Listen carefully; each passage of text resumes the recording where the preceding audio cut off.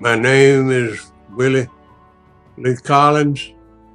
I was born in Dixie County, Florida, which is Cross City, in 27 September 1931. My father was Willie Collins. My mother was Mary McDuffie. My father, as he told me, that he was born in 1906. My mother was born in 1915. And that's the beginning of my life. My father was born in Clancy County, Georgia, which is Homersville. And his mother and father moved from Homersville and went to Mississippi back in the 1800s. And my mother was born in Florida, and she had one brother and a father. That's the only two people I know my mother to have. Just a brother and a father. She don't have no cousins, no aunties, no uncles, or no nothing. And my daddy married her when she was 15. She was 15 when they married. And I born in 1931. She was 15 years old when I born. My grandmother was named Susie Collins. That was my grandmother's, my father's mother, Susie Collins. And my grand uncle was named Sang Collins. And they called him Sang Collins. Now, like I say, I didn't know my granddaddy because he died before I was born.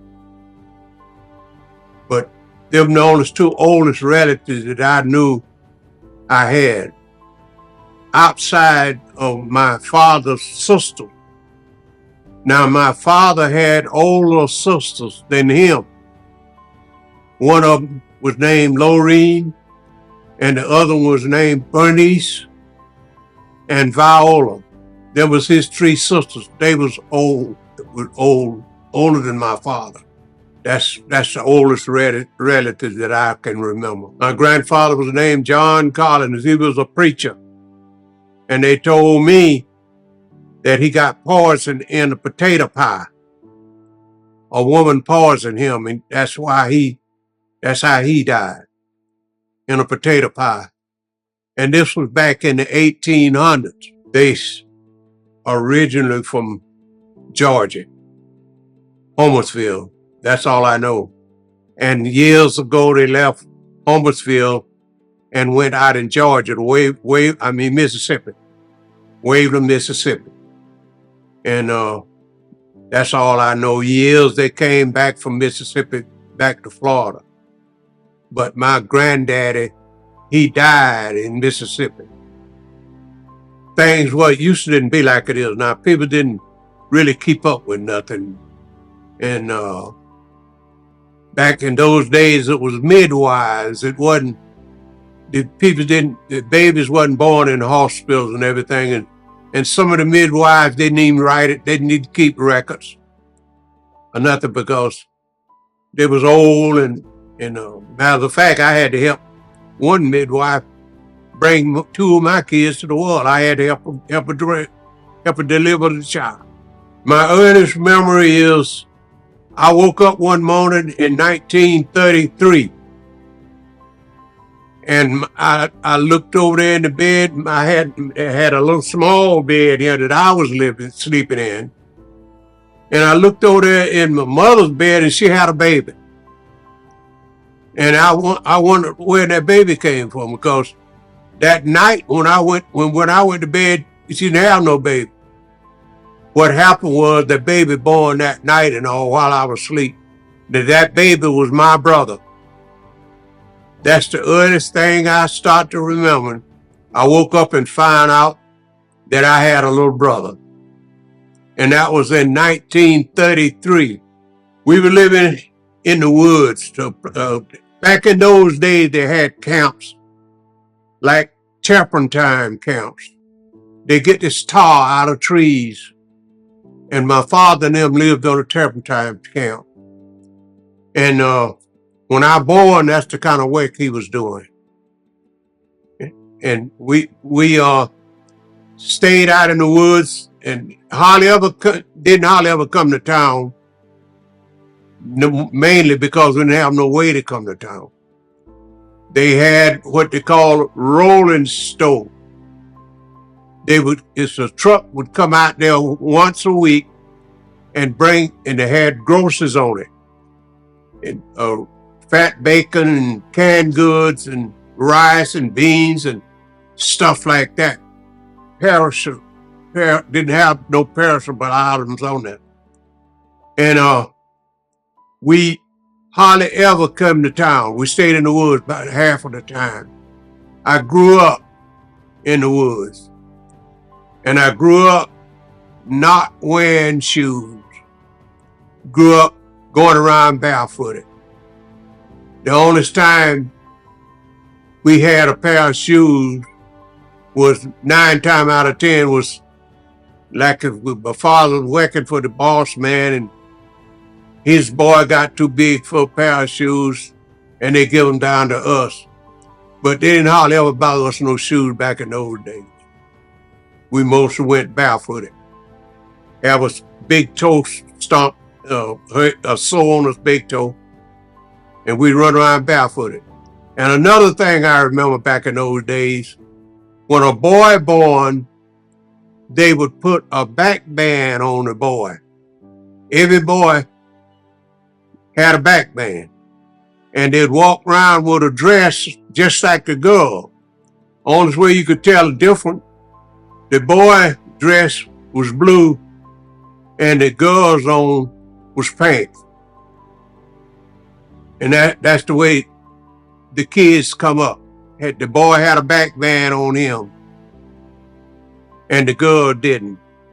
They said that back band that they put on the boy made him have a strong back because he had to work. They know he had to work. When I was 6 years old, I started to school. Back in those days, they didn't have pre-K and head starts like they have today because they didn't have no inside toilets. The toilets was in the backyard. You had to go out to the backyard to the toilet. They didn't have no running water and it didn't have no inside toilets. So you had to be big enough to go to the toilet out the door by yourself. So they let you start the school at 6 o'clock. I mean, at the age of 6. At the age of 6. Everybody in that room was different class. It was 2 or 3 different classes in the one room because that's all they had. They didn't the whole country, I mean, just didn't care if we went to school or not, really. They didn't furnish us nothing. The books that we got was the one that the white folks had the year before. They'll bring them and they're giving to us, the one the white folks had. And they didn't want it, they used to be have yellow grits. You probably never seen them because it went out of style. But them the grits we used to have. And the white kids had good grits. And we had to walk to school, I don't care how far it was. Because after we left Louisville, we went to a place called Sopchopping. That's in Wakulla County. That's out from Tallahassee. And we had to walk 3.5 miles to school. Sun shining, raining, snow, ice, and whatever. They would not give us, the black folks, a school bus. We had to walk. The white folks would pass by us in the school bus, and they wouldn't give us no school bus. And it got so bad, it was so terrible until the white folks, the bus driver for the white people, white children, would let them put bricks and bottles on the bus. And when they passed by us walking, they throw them bottles out there and bricks out there. And we got to the place, one be watching seat for the school bus. When they see the white bus coming, we scatter across the woods like birds to keep from getting hit with bottles. Rain, I have got caught in the rain and be about to freeze in the wintertime, go to school and build a fire in the heater. It had nothing but a wood heater, build a fire and try to get dried out where we can go to school, where we can go to class. They didn't furnish us with nothing. We just had to do the best we could. We had a hard time going to school, a hard time. I learned a poem in the fifth grade. In the fifth grade, 30 days have September, April, June, and November. February has 28 along, and all the rest have 31. Leap year come once and four, bring February one day more. That tell you how many days in each month of the year. I learned that in the third grade. And I learned pledges to the flag of the United States, but it always worried me when it got to individual for liberty and just for all. I always had a problem with that because it was no justice for us. And I always had a problem with it because I never saw no justice when I was a child coming up. I never saw where we had the same chance that the white folks had. And I didn't really care about even quoting that. I was 10 years old. World War I started the 7th of November, 1941. I was born the 27th of September, 1931. I was 10 years old. I remember it today, just like I remember yesterday. The Japs bombed Pearl Harbor. It wasn't no electric back then when that was happening. And they had what they called the blackout. You couldn't light a lamp at night. They didn't want you, no kind of light. You had to walk around at night. And if you had to go to the restroom, you had to feel your way to the restroom. It depended on how dark it is, because the restroom was in the backyard. The toilet was in the backyard. Had to walk around everywhere you went, had to go in the dark if you had to go anywhere. Because they said that the Japs were gonna come on over here and gonna bomb, so they didn't want them to have no lights to see how to bomb. So that you had to walk around in the dark. And that was in 1941. That war lasted 41, 42, 43, 44, and 45. It ended in 1945. The United States had to stop making cars 43, 44, and 45. They had to stop making cars and make ammunition and war material. And it got so bad until they had to give you stamps to buy. If you wanted to buy sugar, you wanted to buy ham, and clothes, they issued out books, stamped books. And I don't care how much money you had, if you didn't have the stamps, you couldn't buy nothing. They wouldn't take the money without the stamp. They was rationing it because so many soldiers were getting killed, and they was sinking so much food in the sea until they had to make it short for the peoples at home. Back in those days, they had battery radio. because like I said, electric, they didn't have no electric. They had battery radios and they had newspaper. They would throw newspaper every once a week. You get a newspaper. And through that battery radio, we heard about them bombing Pearl Harbor. And it come out in the newspaper, and we read in the newspapers. That's the only way we knew about it. Because, like I said, it wasn't no electric, and people didn't have TV. That was way before TVs came out. Didn't have no TV. But we found out through the battery radio, and we hardly didn't have no battery radio because we couldn't fold now. But somebody around the place had a radio, and people used to go to one person's house to listen at the radio. When TVs first came out, it was one black guy in that area where we lived had a TV, and everybody used to go down to his house and look at TV when they first came out.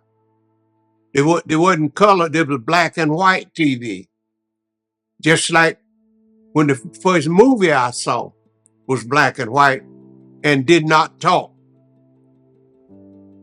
The way you know that they shot a gun, a lot of smoke would come out, and that tell you they had shot a gun. That was back when I first saw a movie. I knew guys that went to the war. Like I said, I was a big boy when the war broke out. And back in then, it was mandatory. You had the reddish when you got to be 18 years old. You had the reddish. It's not like now you can go if you want to. Back then, you had to go.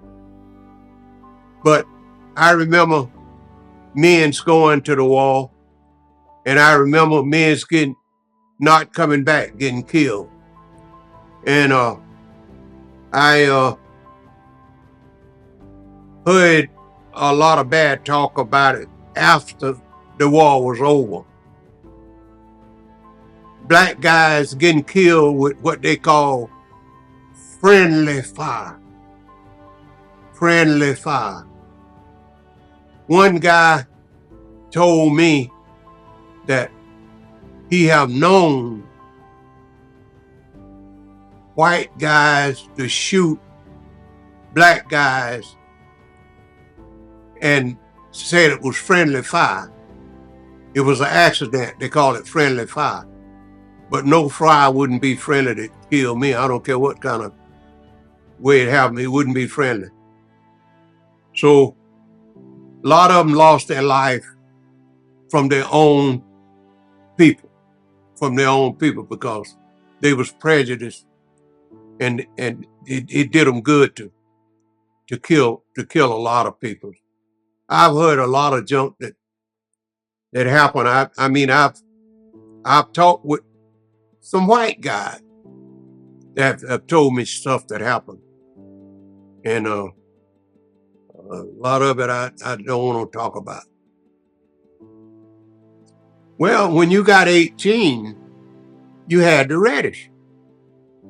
The day you got 18, you had the reddish. And they'll put you they'll draft you. That means call you, and they'll put you in different classes. Class A, Class B, Class C. Class A, that means that they're going to call you first. And they kept going down. Now, when you got 18, every male had the reddish. But the ones that was married, they wouldn't call them. They'd call them, but they'd put them in a class where they wouldn't have to go to the war. My wife kept me out because when I got 18, I reddish, and I was married. So I didn't have to go. But I know I had friends that went, I had friends, I can remember one friend in Georgia went and didn't come back. And I'm glad I was married, because I could have been one of them too. I got a cousin in Lake City now. She's 86 years old. I was right there the day she born. And that was in 1942. In 1942, my father left. We were living in Fort McCoy, Florida in 1942. In 1941, my daddy's mother died in 1941. And we stayed to Fort McCoy until that next year in 1942. My father left Fort McCoy in 1942 and moved out the other side of Tallahassee. And that was in 1942. And my mother left my father in 1942. And it wasn't nobody but just me and my brother. My father had to work every day. And I hate to say it, but my mother would drink. She'd get drunk, and she'd be taken advantage of a lot of times. And them guys what knew her, all they knew they had to do was buy her something to drink. And one day she just walked away, just disappeared. And that was in 1942. And we didn't hear from her no more until 1946. When I got to be 2 years old, my daddy took me to, this was before 1942 now, what I'm talking about. When I got to be 2 years old, my daddy told me this. I don't remember it. He took me to the barber to have a haircut, because they was the rule back in those days to take a boy to get his haircut when he get 2. So he took me to get my haircut. My wife's daddy was the barber back in those days. My wife was born the same week that he took me to get my haircut. And he said, "So Willie, I'm gonna take you to get your haircut, and we'll look at," he said, "JC got a big old gal over there. We'll check his baby out before we come back." And he took me over there, and now he told me this, and he said he picked me up and said, Curly was laying up there in the bed, big old red baby, laying up there in the bed. And he helped me up to look at Curly. And he said, I looked at Curly, she laying up there, big old, looking like a white baby, laying up there in the bed. And the next time I seen her after that, she was 14 years old. I had some real pretty bad experience at the barbershop. Like I said, back in those days, they didn't have clippers and electric stuff like they do today. They had a big old leather belt hanging upside the wall, and they had a straight razor. And they would sharpen that razor on that big belt. But I was at the barbershop one day. This was after my mother had left me and my brother. I was up to the barbershop getting my hair cut. And there was a man coming up to the house. It was just a pass, come up to his house, and the pass go around the side of the house and go to another house in the back.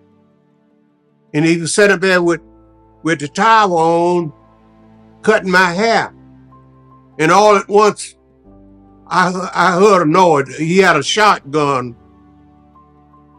And I was looking at this man walking, and I saw the man fall, and blood was shooting all out his eyes and his head, and had shot his teeth out, and he fell on the ground and was trying to get up, and there was some more guys on the porch waiting to get a haircut, and the man was putting another shell in the gun, was gonna shoot him again, and the man said, man, don't kill that man. So you don't shoot him no more. You don't already kill him. And they made him put the gun down. And it's come to my sense what happened. So I left there with the man towel around my neck. I couldn't take it no longer. I left. And my brother, he was to the house waiting on me. I went and got him and put him on my bicycle, and we went out in the country. Because my daddy was not there. My daddy had never came in, had never, no, he wasn't working. He was with his girlfriend somewhere, because my mama had left. And we knew some people in the country. And I got my brother on my bicycle, and I went out in the country. And I didn't rest that whole weekend seeing that man get shot like that. That was in 1944. I know why he shot him. The man was going with the barber's wife. Everybody knew it. All the kids knew it. The barber was a sort of an easy type guy. The guy that got shot was a bully type guy. So he thought that his name was Sam. The one that got shot was Ray Bryant. Ray thought that Sam was scared of him. So he gonna walk through his yard to another guy's house in the back. And that boy, Sam, had a shotgun sitting right behind the door. And he just rested, was on the porch. We all was on the porch. He just rested the back of that door and got this shotgun in and shot him. That's why he shot him. He was going with his wife.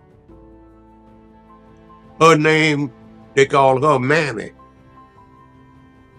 Okay, McFadden was a man that, he's a black guy that was not afraid of, like I said, white folks would do you any kind of way back then.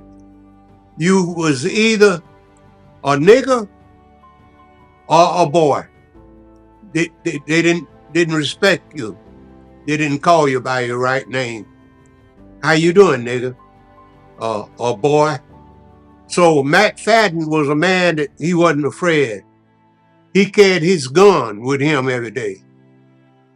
About 12 white folks got together, and they went to his house one night and killed him, shot him, and threw him in the back of the pickup truck. Now, this I know, I'm not talking about what somebody said. Threw him in the back of the pickup truck and went and threw him in Swanee River, right there at Branford, Florida. I can show you right now. Killed him and threw him in Swanee River. And the black people around there that next morning found out about it. And they got a boat and went and found his body and took it out to Swanee River and buried it. I used to go to school with his boy. He had a boy named O.C. McFadden. I used to go to school with him. He had 3 boys and 2 girls. And I used to go to school with his kids. Nothing was did about it. Nobody went to jail. No police came to hold no question. Nothing happened. He was just a dead man. And that guy, the real man, what was over that, was the man that my daddy was working for, Lloyd Creel. He was the head man over it. He's the one that made me quit school. Back in those days, if a child finish high school, 18, 19, or whatever. I don't know what. Anyway, if they finish high school with a good grade, they could start right back to teaching school. They didn't have to go to college. They could start back to teaching school. So I came to school one morning, and my school teacher told me, said, Willie, I want you to come to school tomorrow dressed up.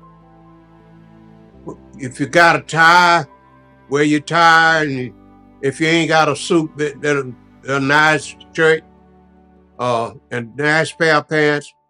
Said, because we got a teacher coming tomorrow, and we want you to go and meet her and tote her suitcases from the bus stop to the school.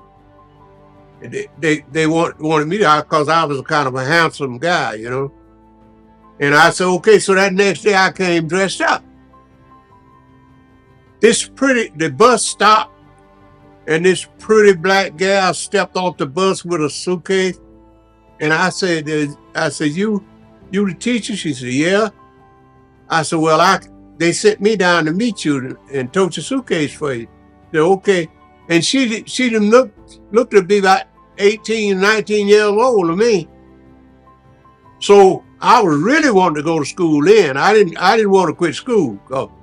I was getting to the place that I was lacking girls, you know, and I figured that I could get her to teach me. And I carried on to the schoolhouse, and this was like on a Monday, say a Monday. So Tuesday, went back Wednesday, Thursday, and Friday, when I went to the house, my daddy gave me the bad news. Said, Willie, I'm gonna have to take you out of school. Said Mr. Cribb said, the reason he had to take me out of school was my mama, what I told you, had left us back in the 40s, had went off down south. She got pregnant down there, and the baby died in her. And she was gonna die because she ain't had no insurance, and she didn't really know who the baby would belong to. So she came back to my daddy because she knew my daddy would help her because she was our mama. So she came back to my daddy and just had to tell him the truth. Said, I'm pregnant and I'm gonna die if I don't get to the hospital. Back then, you didn't hardly hear tell her no black folks having no insurance. You didn't hardly hear tell her that. And the government wouldn't even helping you or nothing. Well, that was before Social Security ever came out anyway. So my daddy went to the boss man, this same guy that I told you about, who killed McFadden, and told him, said, my children's mama is here, and she got to have an operation, and said she need to go to the hospital, and I want you to put her in the hospital, and I'll pay the bill. He said, I'll put her in the hospital if you take Willie out of school and make him go to work. And said, I'm short of hands anyway. And said, you let him go to work, I'll put her in the hospital. So when I got home that afternoon, my daddy told me, said, Willie, I hate to do it, said, but I'm gonna have to take you out of school. Said, because Mr. Cribb said that's the only way he'll put your mama in the hospital is for you to go to work. So that took all of my little energy that I had, all of my little thoughts and everything, because I didn't want to quit school because that young teacher had came there, and I definitely wanted to go to school in it.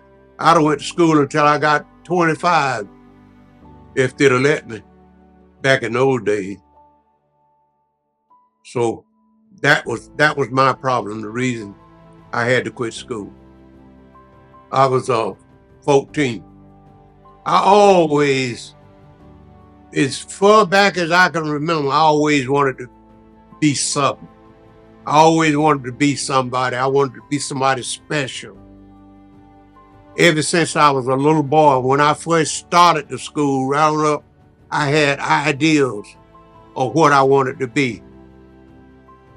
I remember tobacco, when tobacco came out, it was Prince Albert tobacco. They didn't have cigarettes in packs like you do now. You had to roll your cigarette. You give you books of paper, and you put the tobacco in that paper and roll your cigarettes. That was Prince Albert. They had another tobacco called Philip Morris. They had Philip Morris. And I used to see I used to see a white boy advertising Philip Morris used to hear it on the radio, on the battery radio. He'd be talking about Philip Morris. And I just wanted to be something. I wanted to be something. And that's why I wanted to stay in school. But after they made me quit school, I got upset. I wanted to marry then. I wanted me a wife, because my mama didn't take no time with us and didn't do nothing. A lot of times, I used to see mothers taking their children to Sunday school on a Sunday, and the church. She never went to church one day in our life. Never been to church. I never seen a birthday cake of mine. The whole time coming up when I was a child, I never seen a birthday cake of mine until after I married my wife. The year I married my wife, that's when I saw my first birthday cake. We married the 25th of July, 1949, and I was 18 the 27th of September, 1949. And that's when I seen my first birthday cake. 1947, I left, we was in Branford. Day after Christmas, 1947, my father left there and moved to Cliftonville. This is between Lake City and Lake Butler. Between Lake City and Lake Butler. Like this house here, another house right there empty. We moved there about 2 o'clock one night. It was dark when we moved there. And we took our things off the truck, set them in the house, and the truck driver that came and got us was my wife's daddy. They lived right next door to us. But I didn't even know he had no kids. And when we got up the next morning,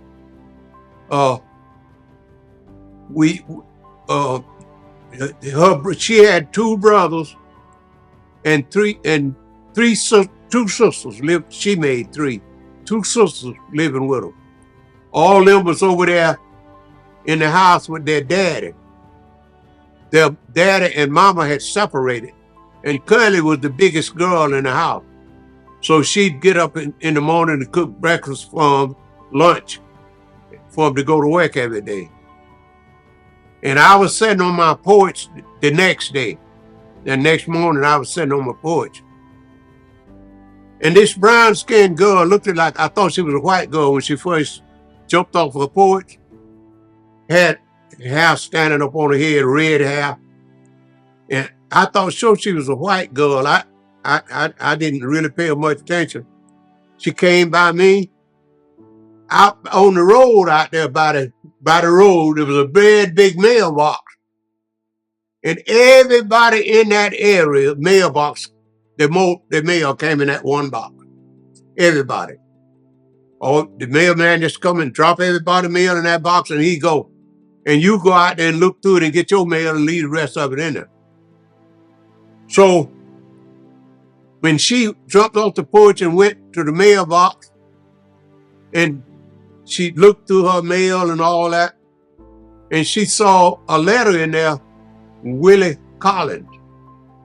And she had never seen that. She know nobody did around there didn't name Willie Collins. So she brought it. I was sitting on the porch. She come by and stopped and said, hey boy, said, is this your mail? Said, I ain't never seen this name before. And I took it, I said, yeah, this is my mail. I said, dog, my girlfriend writing me. And she was barefooted, just barefooted as a yard dog. And she jumped down off the porch and left. I told her, I said, I'm gonna be riding you one of these days. I guarantee you I'm gonna be riding you. She didn't pay me no attention, she went on. That's the first time I had seen her. Since the day my daddy helped me up when I was 2 years old, my daddy helped me up to see her. 14 years later, that's when I seen her.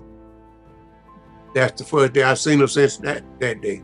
I never was a type to play too much.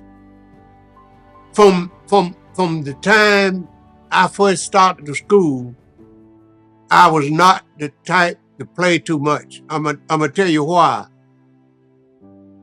My mother didn't take no time when she was with me and my brother.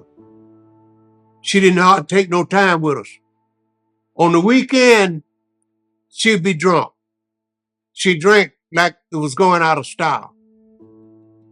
I had to start looking out for my brother when I couldn't hardly tote a bucket of water. And another reason is because he was a bad type. He'd throw and hit people with bricks or rocks and do all kind of stuff.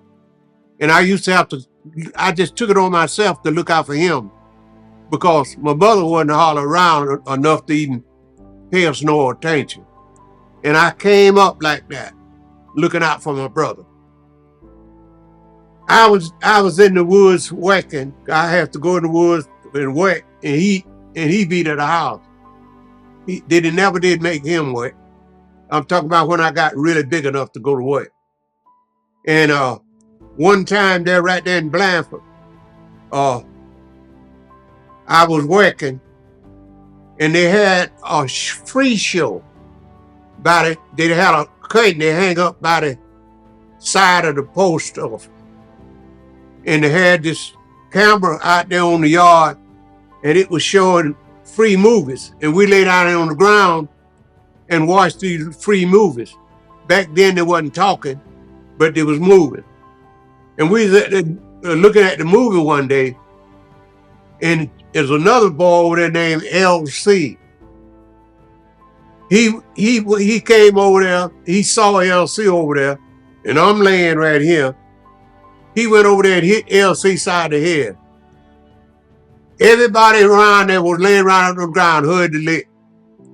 Told LC, you hit me today. The LC kicked his butt because he did something he had no business while I was working.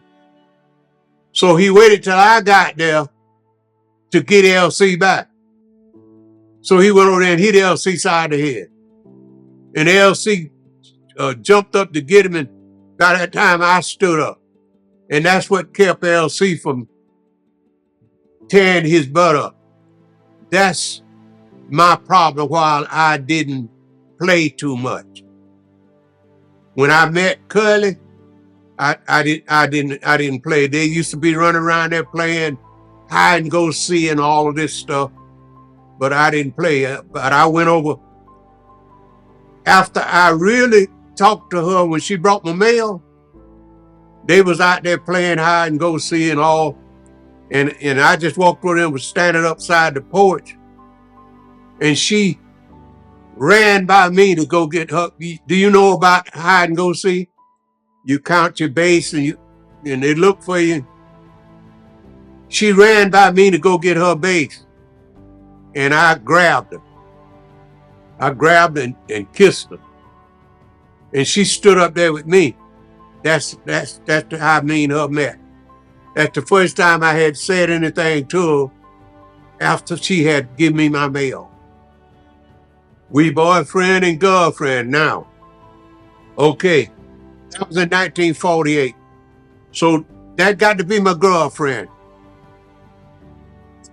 One day we went we came from out to Cliftonville, caught the bus, come to Lake City to a movie. The movie was right there on Main Street, right there. It's there. The building is there right now. Back in those days, the black folks had to go upstairs and the white folks downstairs to go to a movie. The movies had got to be pretty good back in those days. And the white folks was downstairs and the black folks was upstairs. So Curly and I, we stayed up there until the movie, till it went off, and it was about 11 o'clock that night. About 10:30, 11 o'clock. So when we came downstairs and started to the bus station to catch the bus, a crew of white guys was driving down Main Street going the opposite of where we was coming from. I mean, going towards where we was coming from. And he stopped out there in the street and said, "What you niggas doing on the street this time of night? Don't y'all know we don't allow y'all to be walking the street this time of night?" And I just kept walking. I ain't said nothing. And back in those days, I told her to switchblade knife all the time. Everywhere I went, I had a switchblade knife, and I used to make sure it was sharp by shaving the hairs off my arms and things with it. Had a button on it. You mash that button and it fly open. And I just kept walking, and they got out the car and come walking behind me and say, "Did you hear what I said, nigga? Wait, what y'all doing on the street this time of night?" And Curly, she ran up. "Come on, Willie." She went to running, going on to the bus station. And something told me, said, "Don't run. Just wait till one of them put their hands on you and try to cut his head and slam off his body." So I just walking on there with my hands on my knife. And he kept saying, "Nigga, you heard what I said? What y'all doing on the street?" Done left his car sitting in the street, walking behind me. And I ain't opened my mouth. I just kept walking. So they walked behind me a little piece, and after a while, something must have told them. Said, "Leave that nigga alone." So they turned around and went on back to their car. So that took care of that part. But boy, if he'd have taught me, I wouldn't have been sitting here today, I know, because them crackers would have killed me, but I guarantee you I would have got one of them. But listen, back in those days, it was good white folk. I don't care how bad the average one of them was, it was still good white folk. Because I had them help me out back in those days. They slip and bring us food at night. Didn't want the rest of them, the prejudice one, to know it, because they would have called them a nigger lover. 1948 was the year that I told you about the guys wanted to make us get off the street. Okay, Curly and her daddy and her brother-in-law was living right next door to us. They moved out of that house to a house down below the grocery store. There was one store there in that whole place. They moved down there out of this house right by us, because that house was bigger than the ones that were staying there by us. And another family moved in that house named Alexander, Sim Alexander, and his wife and children moved in that house right by us. And Curly's daddy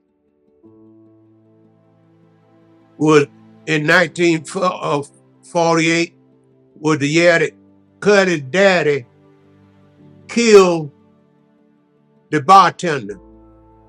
He shot him in the stomach with a shotgun, my wife's daddy. And he had to go to jail. And he liked it me. And he came to my house, by my house, still toting his shotgun. Had done went and killed this man. Told me, so Willie, I want you to go and stay with my girls, because Jay and John, they was in the streets. Said, go and stay with my girls. I don't want them there by themselves. And say, I want you to go stay with them because I'm going to jail. I know they're coming to get me. So I said, okay, that was all right with me to go stay with the girl. That was in 1948. The reason he killed Sam Flukers was, one reason is he's stupid. That's one reason why he killed him. They was arguing down at his son, JC, that's Cuddy's brother. They was in an argument. And somebody went and told him, said, Jay and somebody having an argument down at the, they're gonna start the fighting record. And he just jumped up and got his shotgun, put a shell in it, and ran down there. And the first one came to the door by him being a nut. Like I say, he was crazy. The first one came to he pulled the door and came there to see who it was out there. He shot. And it was the man that owned the place. It was the man that owned the place. Hit him in the belly with a load of buckshots, and it burned a hole in him all big enough to put a jar in. Because I went down there and looked at him. After he told me he had killed him, I went down there and looked at him laying there on the floor with his guts shot out. Back in those days, if you kill him on the camp, we were working turpentine. When you working on turpentine on a camp, your boss man always had power in that county. He had power. The sheriff in that county, they all was in together. What they'll do, if you kill another black guy, if you kill a white guy, they'll kill you. But if you kill a black guy, they'll put more work on you. You had to do more work. And that's the way they made you pay. They came and got him, put him in jail. This was on a Saturday night. Monday morning, the boss man went and got him out of jail. And he had to do more work. That's how he paid for killing him. This is in 1948. Sam Alexander moved in the house next to us. Mr. J and Cuddy them had moved in the house in the back of the store. But they moved right next to us. And this Sunday morning, now this was after old man Jay had killed Sam. This was after that, what I'm finna tell you now. I heard the shotgun shoot. We was living right next door. And I ran to the door. And I saw this woman falling off the porch with half her head off. From right here, all the way back was off. Blow the top of her head off. She was pregnant, 8 months pregnant. And she fell on her back on the ground. And that baby was trying to come out of there. You could see big old knots coming up in her stomach. That baby was trying to come out of there. That was in 1948. She got a girl live in Saddleston right now, name is Pat. She lived there right today. That's the only child that I know still living, that knew about that. Right today, we could go talk with her and she'll tell you the same thing. I went home one day. Like I said, my mama had came back to my daddy. And my mama, I went home, and my mama told me, said, Willie, the school teacher came by today and said she need to talk to you. The school teacher was living down the street. So I got me a little something to eat, and when I got through eating, I went down there. I asked my mama, I said, what she want to talk to me about? She didn't say, all she told me, she would need to talk to you. So I went down to the school teacher's house, and she came to the door. And she said, Willie, Curly was going to school. She was in school. Said, I took Curly to the doctor today, and the doctor said Curly is 6 weeks pregnant.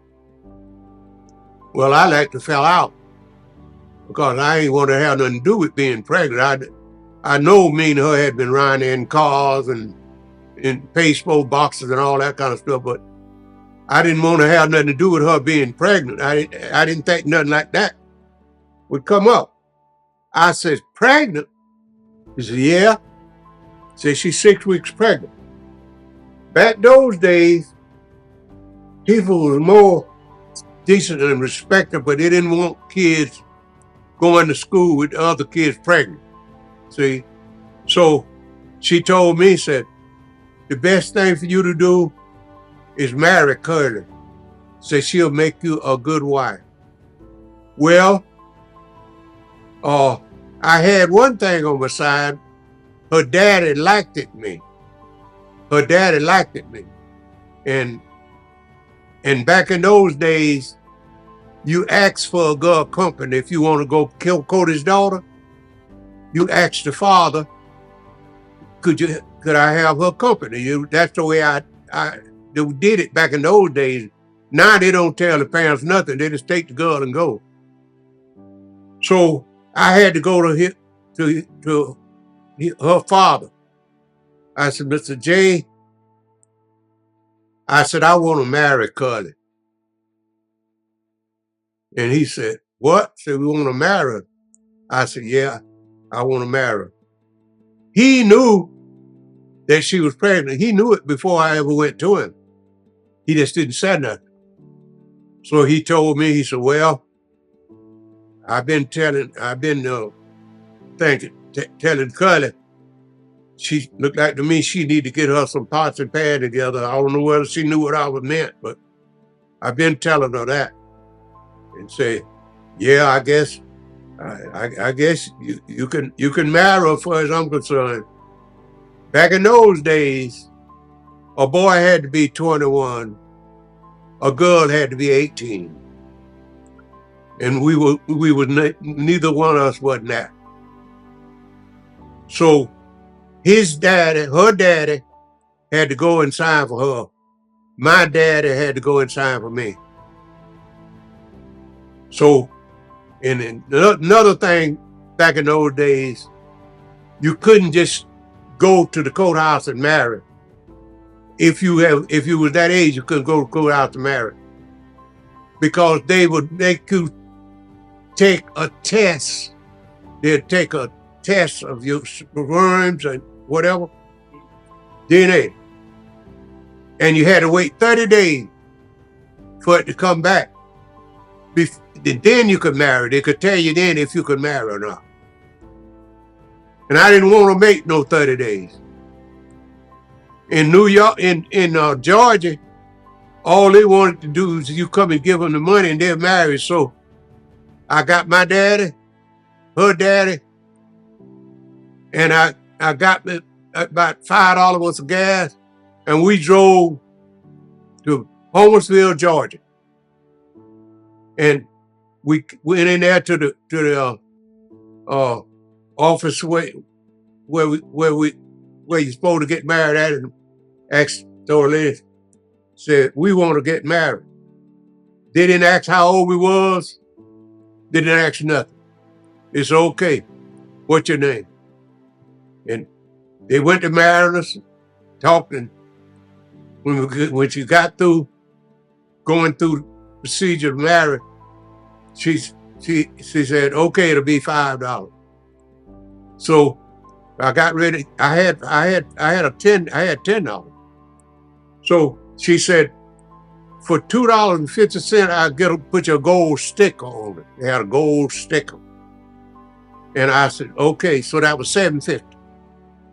I give her that $7.50 for $13, going, getting a license and a wife. I had a wife for $13. And that was the 25th of July, 1949. And we stayed together until the 7th of November in 2016. 68 years, 3 months, and 13 days. I just got married and went on back home, and I was living with my father, and she was living with her father. That was on a Monday. On a Monday. Back in those days, they used to have what they call Blue Monday. Didn't nobody work, not doing turpentine. So she came and stayed with me from Monday in my daddy's house. From Monday, Tuesday, Wednesday, Thursday, and Friday. Saturday, we moved in a house by ourselves. We had a little old gas stove, oil stove with a bulb on the side of it, and 2 little burners. We had that. We had a nail keg to sit on. We had a bed. And we went to keeping house from there. That's when we started off keeping house. From that on, we kept our own house right up until she died.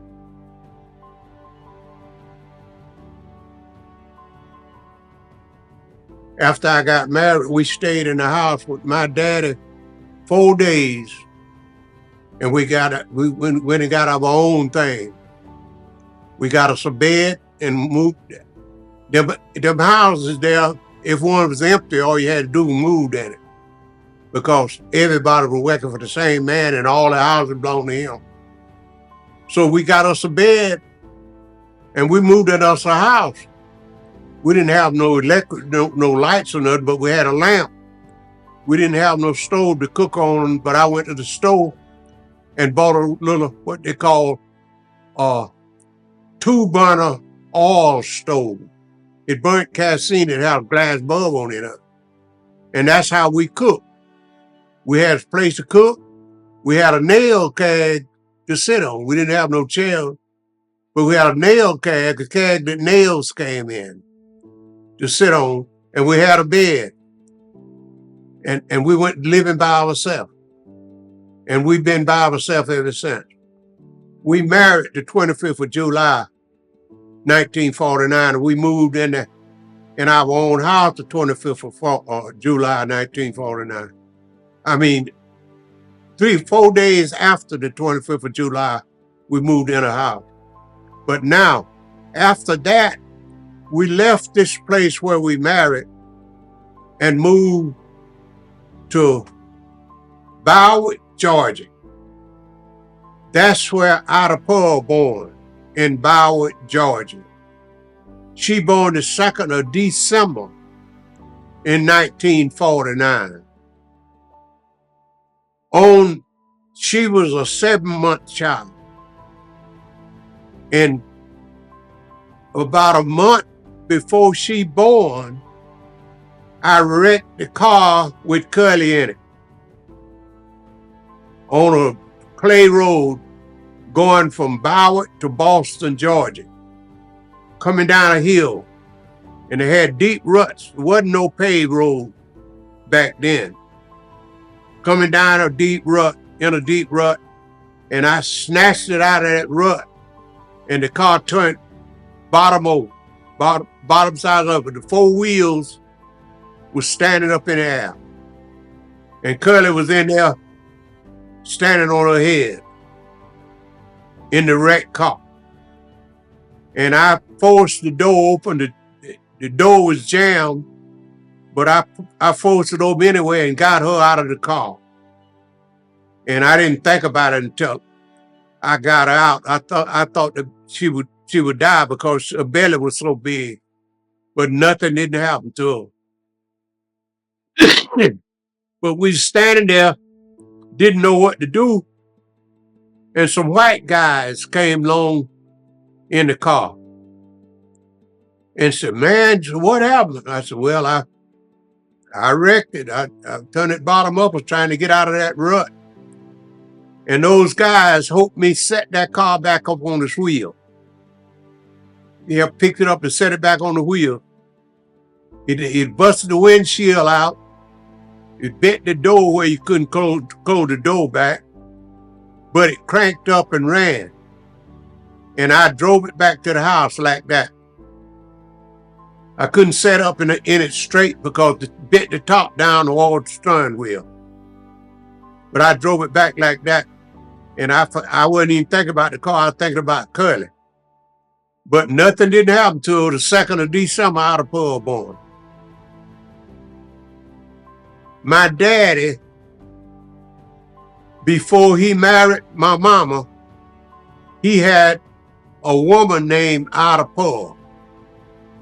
And she was so bright, she looked like a white woman. And he was scared to go to the grocery store with her. He used to follow her a piece, and he'd stand in the woods and let her go trade.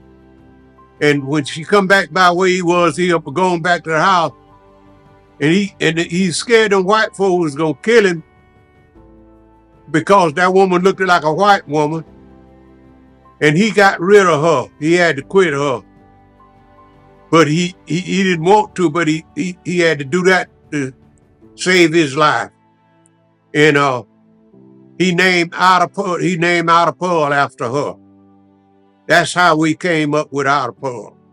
Man, let me tell you something. Curly thought that was a piece of gold. And it wasn't no more gold like that piece. That little girl, Ida Pearl. I went to work one morning. I left and went to work. Back in those days, we were still working in turpentine. And I caught the truck and went to work 4 days that morning. And when I came back that afternoon, it was an old woman sitting on the porch, on my porch. And I heard a baby in there crying. And I wasn't thinking, we were so young, we really didn't know what we were doing, but the Lord just was with us. Because we could have killed Ida Pearl in that car wreck. And when she got big enough to set up, I had her in my car leaning upside the door, and I forgot about it. And I went and snatched the door, and she fell out and hit the running board and hit the ground. She had a hard time with us because we wasn't nothing but kids ourselves. But when I got there that afternoon, I heard the baby crying, and this woman sat on the porch. And this was the midwife that caught Ida Pearl. This woman asked me, said, "You Willie?" I said, "Yeah." She said, "Well, you got a girl in there." And I ain't had no idea Ida Pearl was gonna have no baby. And I went in there, and Ida Pearl was there. She weighed 4 pounds. But the littlest baby we had. And the littlest baby a lot of folks had. And I asked, the midwife told me, so, "Well, say you owe me $25. I said, $25? "Yeah, you owe me $25. And I didn't have no $25. So I said, "Well, can I get you $25 worth of groceries out the store?" The man we were working with had a grocery store for us to trade. And she said, "Yeah." So I went up there and I got her $25 worth of groceries. And that's how I paid for Ida Pearl being born, $25.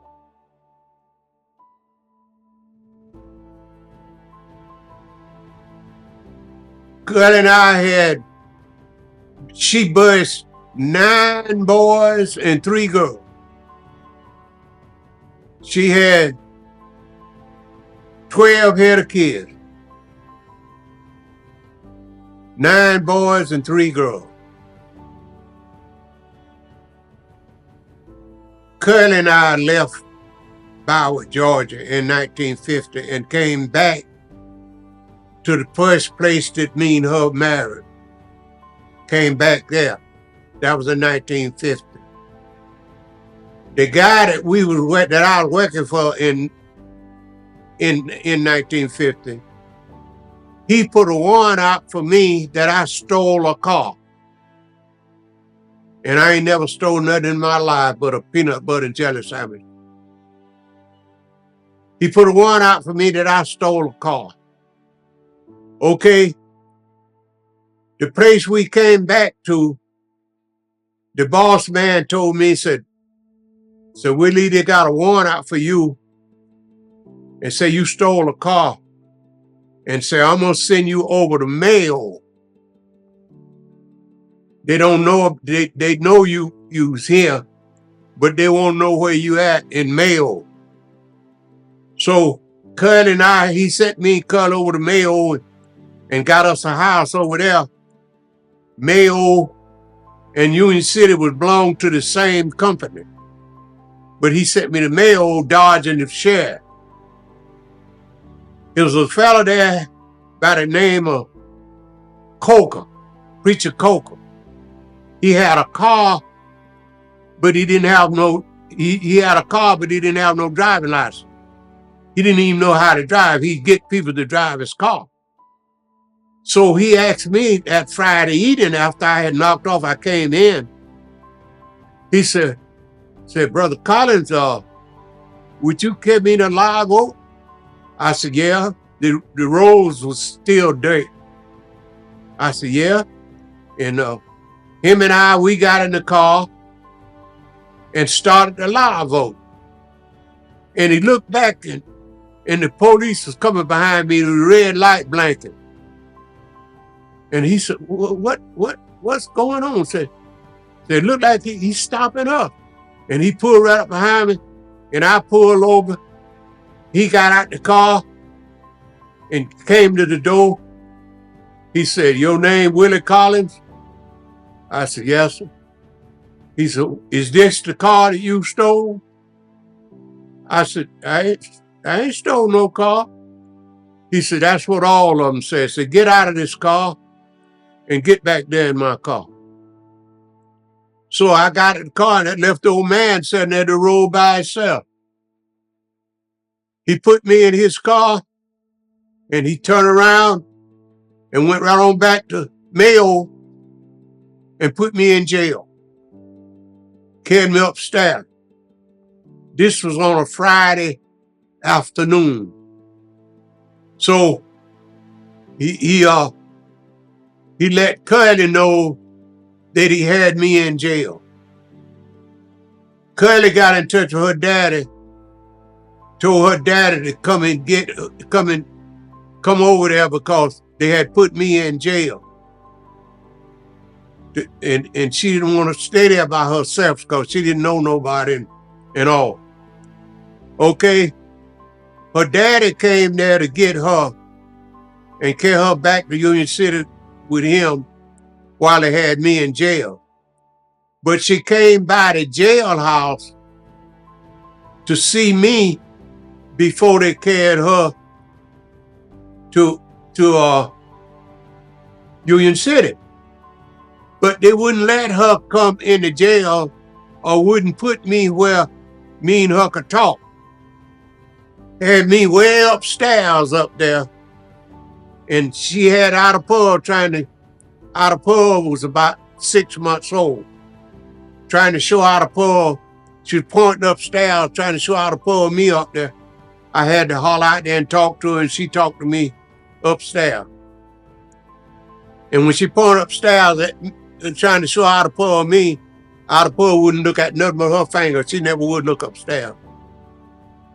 So her daddy carried home back with her about 2 o'clock that night. This is on a Saturday because this was the next day. About 2 o'clock that night, police came from Thomasville, Georgia, to get me out of jail and take me to Thomasville, Georgia. The guy that swore out the warrant was living in Georgia. Okay? So when he come in there, he called me. He said, Willie? I said, yeah. Said, the sheriff from Thomasville is here to get you. Come on out of there. I came out of there. He had a big old bunch of keys on a ring like this, about that big around. Looked like to me it weighed 10 pounds of keys. He said, you was the first nigga ever been in my jail. And I didn't beat his ass. He said, I got to do something. I can't stand it. He said, you gonna get by easy. He hauled off and draw back with them keys and hit me in the back. Just as hard as he could. Like to knock me downstairs. And he said, get on down them stairs. I went on downstairs. And the guy standing there and said, you Willie? Yes. He said, let's go. Carried me on out the door. When he got out the door, he had a woman that came with him. His girlfriend. He was married, but he brought his woman that he was running around with. He said, you see this woman? I said, yes. He said, if you mention this woman to anybody, if I hear tell her you mention I got this woman, he said, you think that man hit you them keys, you think that was something. So if you ever mention about this woman, I'm gonna show you. You gonna have an ass whooping that you'll be with you all your life. I said, I ain't gonna say nothing. So he carried me back to Thomasville and put me in jail. A week later, I stayed in jail, Thomasville. And a week later, my daddy found out that I was in jail. He was working for this guy. And he didn't know that I was in jail. And back then, it wasn't hardly no telephone. You either wrote a card, a postal card, or wrote a letter. But Curly got him some kind of way, knew that I was in Thomasville jail, up there where he was. And he told the man, say, I want you to go get my boy out of jail. He ain't did nothing. He ain't did nothing no way. So that old guy came and got me out of jail. And that was one of the, then I had to send back to Union City and get Curly to come back up there with me. Because I had to stay there and work because he said I stole a car. He never did tell me what car he stole. He never mentioned it no more after I got there. And especially when I went and got Curly. That was one thing that started 1950 that I definitely didn't like. Didn't see no judge, didn't do nothing. The boss man, the one put out the warrant, he just came there and got me out of jail. The deal was between him and the sheriff. I ain't had no car. He couldn't go before no judge because I ain't had no car. They, like I said, they do you in the kind of way they wanted to back in those days if you was black. Listen, back in those days, that's all the work that I knew. Because when I born, my dad was working it. And we did that type of work because they furnish you a house to live in. They furnish you food. And we didn't have nothing. And that's why we was doing that type of work. We had somewhere to stay. He had a grocery store. We could eat. And we did that type of work until we learned better. See? In 1951, Mary Alice was born. We were living in Jacksonville. Me and Cully had went to Jacksonville. Our Cully got pregnant with a boy in Jacksonville. Mary Alice was on her breast, was sucking her breast, and Cully was pregnant and didn't know it. Cully had got pregnant with a boy. He died. But by Mary Alice sucking her breast, she was the baby. By Mary Alice sucking her breast, she got poison, stomach poison, and she likely died. Me and Cully left Jacksonville and went back to Union City. And we left Union City and went to a place called Red Level. On the way to Red Level, Mary Alice took off real sick, and we stopped by a place in Chiefland and carried her to the doctor, and they give her a shot and give her back to us, and we kept going. The next day, we had to take Mary Alice to the place in Red Level, a doctor in Red Level. He was an old medical doctor that made his own medicine.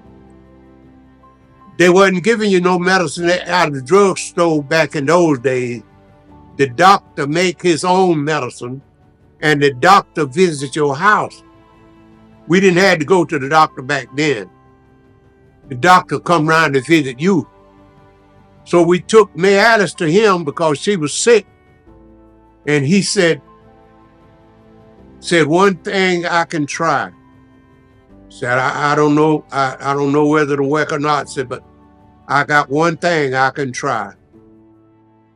And he went in there and mixed up something and had put it in a needle. And he give Mary Alice a shot with that. Mary Alice screamed. Ida Pearl was standing up there. She was a little bitty girl. And when Mary Alice screamed, Ida Pearl jumped on the doctor, went to hitting him. And the doctor said, I'm trying to help your sister. I ain't hurting your sister. I'm trying to help. We had to take Ida Pearl off that doctor, man. She was beating him. So we took Mary Alice on. He told us that y'all take her on back to the house. Said 9 times out of 10, she'll be all right after that. Mary Alice hadn't ate nothing in a week. She hadn't ate nothing in a week. She wasn't nothing but skin and bone. Her jaws was sticking out. She couldn't even hardly cry. She ain't had enough strength to cry. And Curly was sitting up there one day. I was working. I was in the woods working. And everybody, when I see somebody coming to all where I was, I'd be scared thinking they're going to come and tell me my baby was dead. But I went home that afternoon, and Curly was sitting up there. She was sitting up there eating, and Mary Alice rested up there at some eating, and Curly went to packing it down, and she went to eating. That medicine that doctor fixed was taking effect on her, doing her good. That's how she came out of that. Me and Curly's brother was riding around in Lake Bella. I had a car. I always did have a car. I had a car, and me and her brother, JC, was in Lake Bella riding around having fun. We had been to the Juke, and we came out and went up. It's a street up in Lake Bella. That's where I got my first pair of driving license. And when we came back down the street, was going back to the Juke, old police saw us And he got behind us and pulled us over, stopped us. He said, what y'all boys doing on the street this time of night? We said, nothing. We just decided we'd run over here and said, where you going? So we going back over here to the they call it the Red Top. The Negroes over there drinking and dancing and having fun. So we going back to the Red Top. He said, who y'all work for? So I don't remember seeing y'all here before. Jay, I was on the steering wheel and Jay was over on the passenger side. Jay said, we work for George Faulkner. And he said, who? Jay didn't think the man heard him. He said, we work for George Faulkner. And he pulled his black jack out of court and said, you black so-and-so, let me make sure I heard you. And he walked around there, coming around there where Jay was to hit him in the head with that blackjack. And I whispered Jay, I said, Jay said, Mr. George, said Mr. George. And he come around there and snatched the door and said, who you say you work for, nigga? He said, we work for Mr. George. Oh, I thought you said George. Said, I'll learn you, George is a white, he's a white man.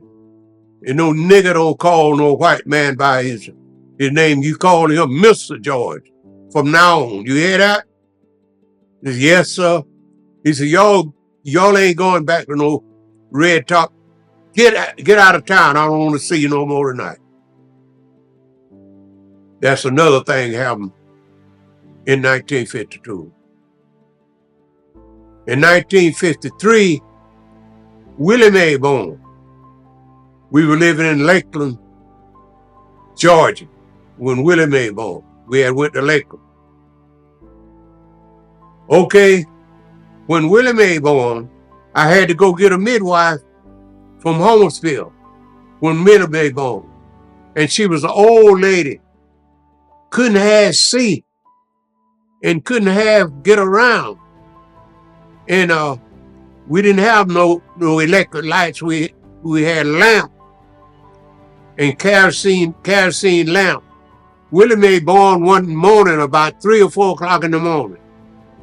I had to get up and go get this midwife. And I brought her there, and I had to help Willie Mae come to the world. This old lady got so she couldn't do nothing, but she could tell me what to do. Get the baby come out, spank the baby, make sure the baby living. After the baby come out, the afterbirth come out. You clamp off the navel cord from the afterbirth to the baby navel. You cut that, clamp it off, then you throw the afterbirth away. I had to do all that. I had to carry afterbirth after the baby born, throw it away, cut the cord, and tie it off. Because when you cut that cord, blood shoots out, and the baby will die if you don't have it tied off where the blood won't shoot out. So I had to help Willie Mae come to the world. That happened in 1953. I had moved back to Jacksonville with Curly's mama, 1954. Had moved back to Jacksonville. And I had a problem at a feed mill. The people was stealing feed through the day and was selling it, and it was all fixing to go to jail. So I said, I'm gonna get away from here. I don't want to get in no trouble. So I left there and went back to Homersville, Georgia. That was in 1954, and I had a 1949 Ford car. Okay. The woods caught a fire. I went, the woods caught a fire. We was in there, we was sharecropping, and the woods caught a fire and burned up everything. And that took all of my money. I didn't have no money. So I had to leave there and go back to Jacksonville. But before I left there, this place where I was way out in the country, and it was deep ruts of sand, and you sand get all in the floorboard of your car and all, so much sand. And I was coming out of there, an old mailman was going in there to carry mail, and both our wheels in the same rut, and I just had to ease by him. He stopped, and I said, don't worry, I ain't gonna hit your car. He said, you so and so better not hit my car. So if you do, I'll kill you right here. But I left there after that. That's another thing happened that, you know what I mean? Let me know how those folks was back in them days. I got a job in Perry loading pulpwood. A man came, we were standing up there on the corner, and we didn't know nobody, didn't have nothing but just a few dollars. And we were standing by a cafe, and a white guy drove up there and looked over there, and he saw me. He said, hey, come here, man. I had big muscles, and I was real strong and was young, and I looked good to him. So he called me and said, come here, man, come here. He said, I'm looking for somebody to load some pulpwood. He said, you look like you was good. He says, you ever load in the pulpwood? I said, yeah, I load pulpwood. That's what I was doing before I left Lake City, loading pulpwood. And he said, see, I need somebody, man. He said, I got men's in the wood, cutting the wood, but I ain't got nobody to load it and bring it to the mill. And he said, you got driving license? I said, yeah, I got driving license. He said, well, man, he said, where you living? I said, we ain't living nowhere. I said, we just got here. And he said, if I give you a place to stay and make sure y'all have something to eat, will you start the loading wood for me? I said, yeah. He said, how many? It was my daddy, my cousin, and John Lee, and me. It was 4 of us. So he got us a room, and he went in there and told that woman, said, let these guys eat, and say, I'll make sure that the bill be paid on the weekend. So we started eating, had a place to stay. This was on that Friday, that was on a Saturday. Sunday night, a knock came on my door. Me and Wallace was in the same room. Knock came on the door, bam, bam, bam. And I said, who is it? He said, Roy, get up. And I got up with the door. He said, get ready. This was the sheriff said, get ready.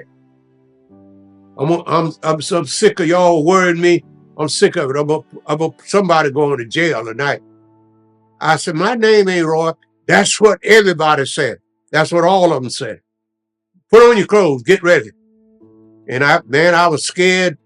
I went to put on my clothes, and the woman that had brought the sheriff there, he had her sitting in the car. And I went out there. He took me out there and said, is this him? She said, no, that ain't none of Roy. I ain't never seen that man before. Boy, you talking about somebody was happy? I could have kissed that woman. Yeah, I could have kissed that woman. And he said, He said, go on back in there and go to bed, man. Said, I'm sorry. I'm sorry I woke you up. Said, they right here raising hell and going on. I'm trying to get my rest. I'm sick of it. And he left. I went on back in there and went to bed. So we worked for him, for that guy, 1 week. 1 week. Wallace left and went on where he went. I didn't ever see him no more. I left. I had sent Curly on to Jacksonville. I had sent her from Apalachicola. I sent her on Jacksonville. She never did come by where we were working at there. I sent her to Jacksonville with her to her mama.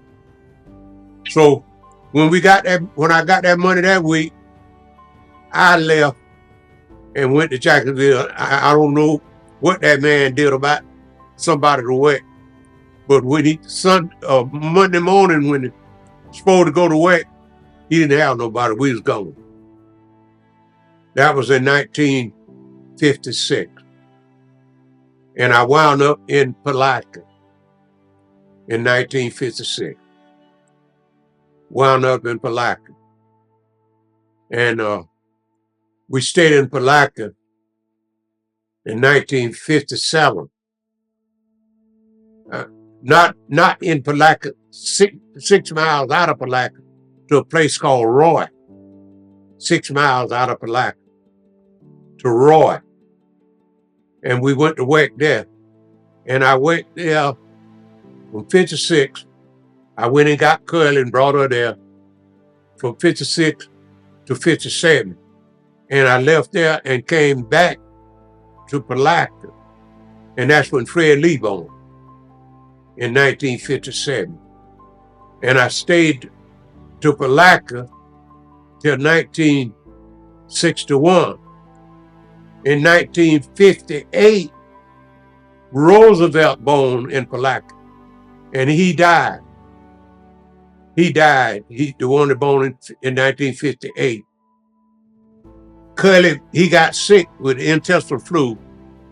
Curly would walk and carry him to the doctor, which was about 3 blocks from our house.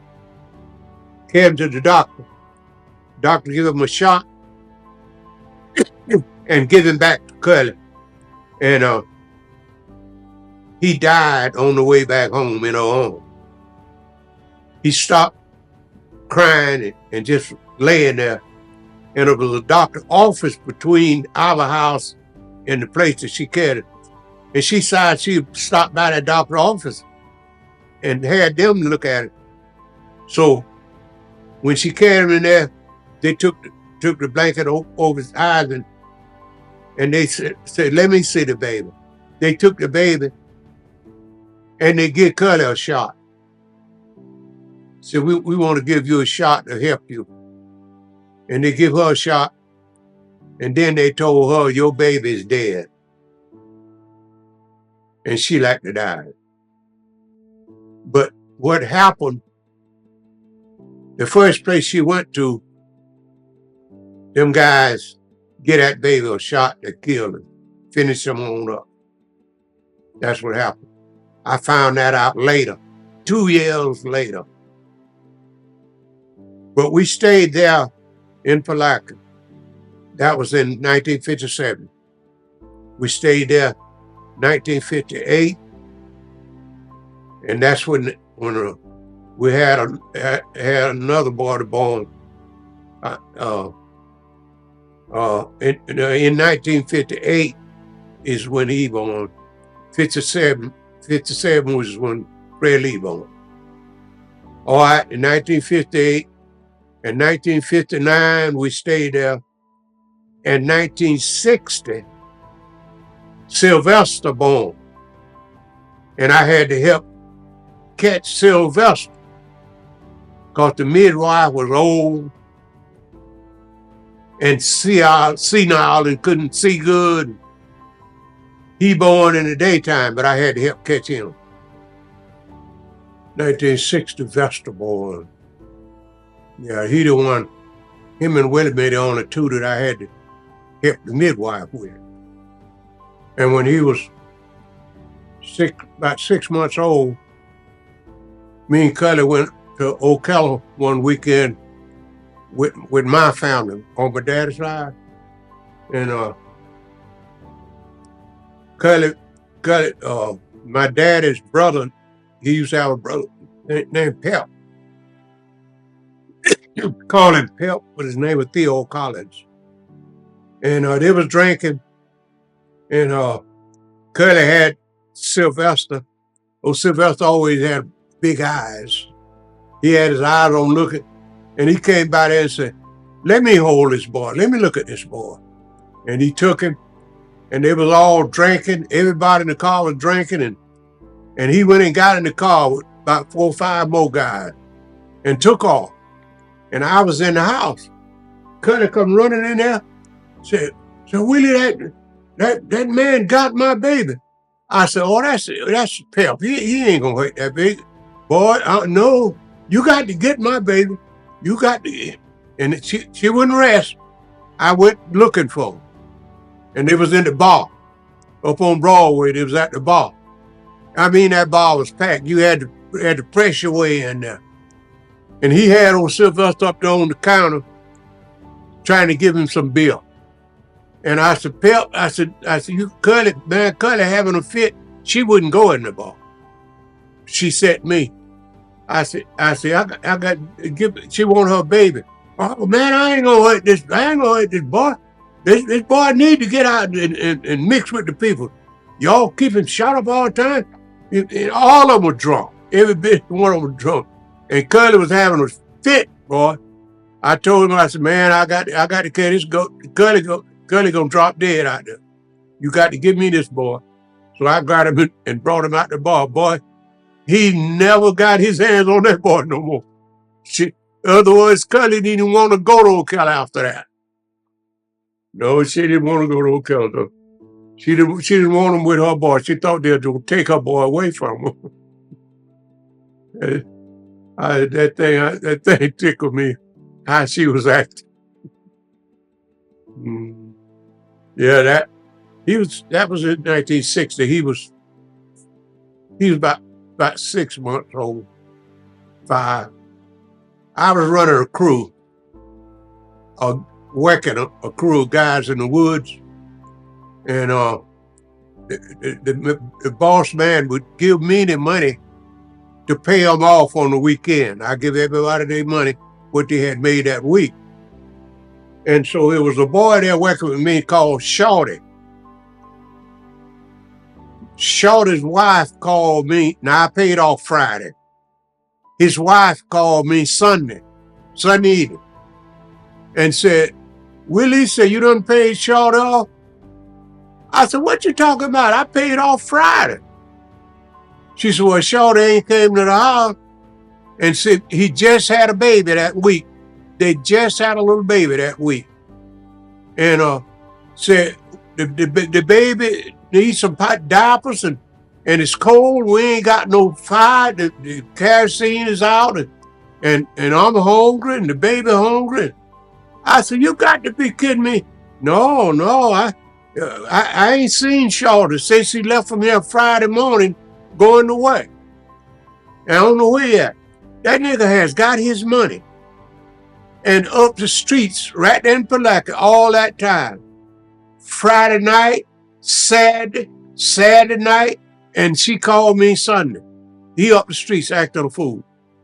So I had a store that I would tell the man to let them have food, and when I pay them off on the Friday, I'll take the money out what they owe.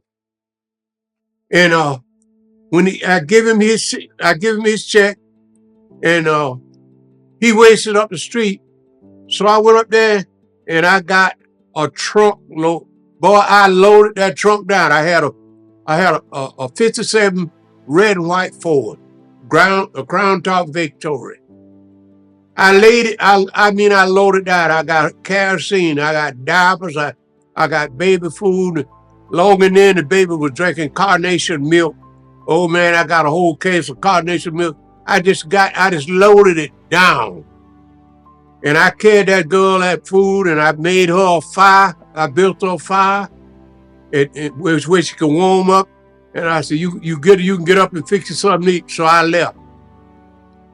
Okay, old Shorty came home about dark Sunday evening, wanting to know how she cooked. And she said, yeah, I done cook. He wanted something to eat. So he ate, went to bed. They asked her where she get the food from. I asked her nothing. Went to bed, got up that next morning, which was Monday, and got on the truck to work. He worked all that week. All that week, he didn't say nothing about nothing, and I didn't say nothing. So when I got ready to pay him off that Friday, I took every dime of it out. I didn't lay no slack. Some of them, sometimes if they don't make too much money, I take a little bit and give them the rest. But I took every dime of it out. I think he had about $3 or $4. He didn't have $10. He didn't have $10. And I took it all out, and I had the ticket, and I handed him the rest of it. He said, what is this? I said, it's your money. Nah, nigga, you better do better than this. What's wrong? You crazy? I said, no, you the one crazy. Hey, well, you owe me more money than this. You owe me more money than this. I said, that's what left when I paid your grocery bill. I went to the store Sunday. I went to the store Sunday morning and got your wife food. I got her everything she needed. And what it came to, I took it out of your pay. Oh man, you better do something. I said, no, you do something. I said, you do something. I ain't got to do nothing. I done took it out. So you do something. He knew not to bother me, because I would have knocked him slam back to the second grade. That was in 1958. I was running a crew of guys hauling pulpwood. I had 5 guys in the woods working, and I was their boss. I ran that. My brother used to work for me. John Henry used to work for me.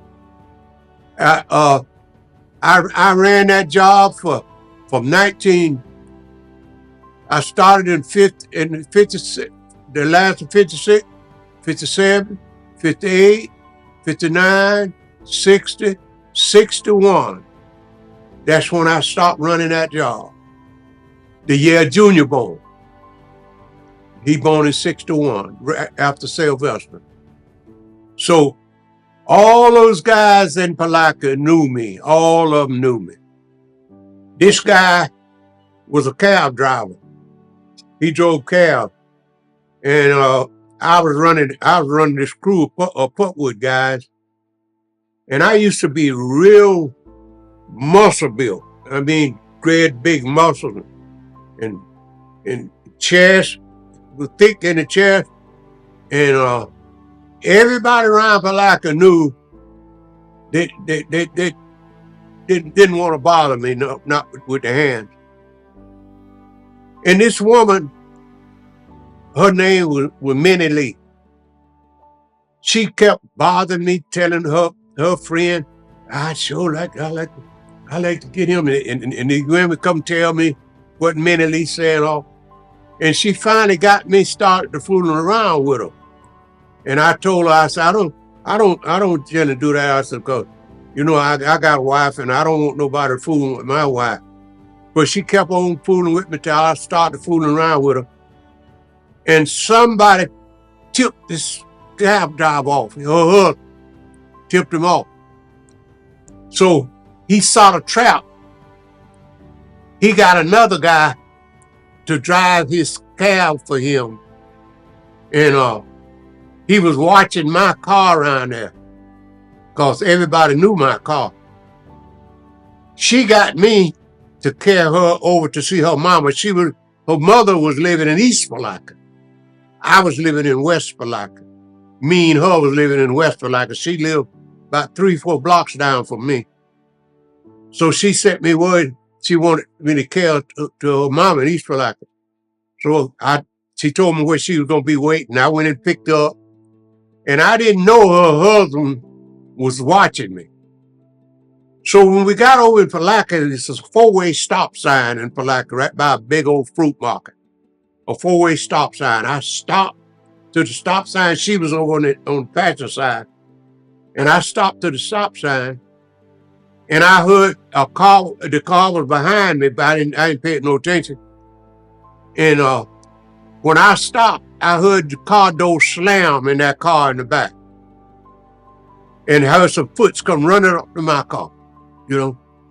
He came there and snatched the door where she was sitting and hauled off and slapped her and grabbed her and pulled her out on the ground and kicked her and told her, "Get your so-and-so back there in that car. Get in that car. I've been watching this junk."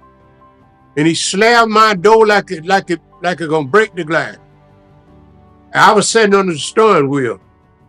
And he came around the front and something said, "Man, you better get out on the steering wheel where you can take care of yourself. That nigga could come in and cut your throat and you can't defend yourself." So I jumped out the car and opened the door. And he came around and rolled a pocket knife about that long, open, with a pocket knife. He called me, "You no good, so-and-so and so-and-so." And he draw the knife back and I was standing there with my arm forward like this. And he cussed me out and all. He started to hit me. He decided he better not do that. And after a while, he said, "I'm going to take these keys, this car, and leave you.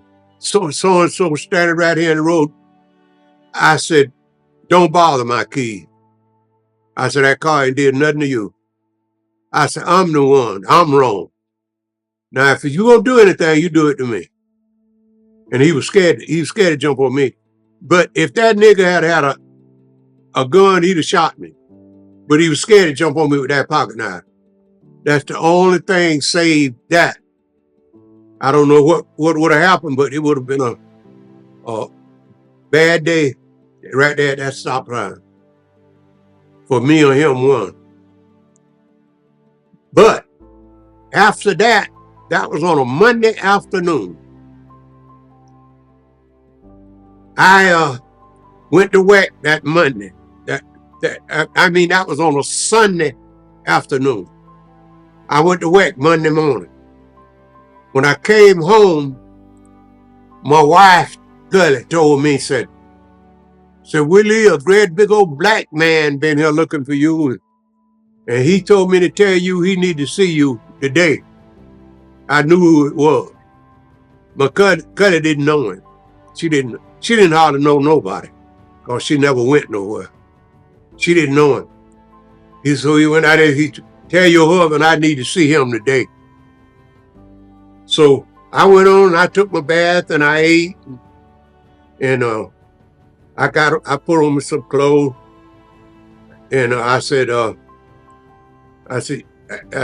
when was he here? She said, "He came here today and said he need to see you."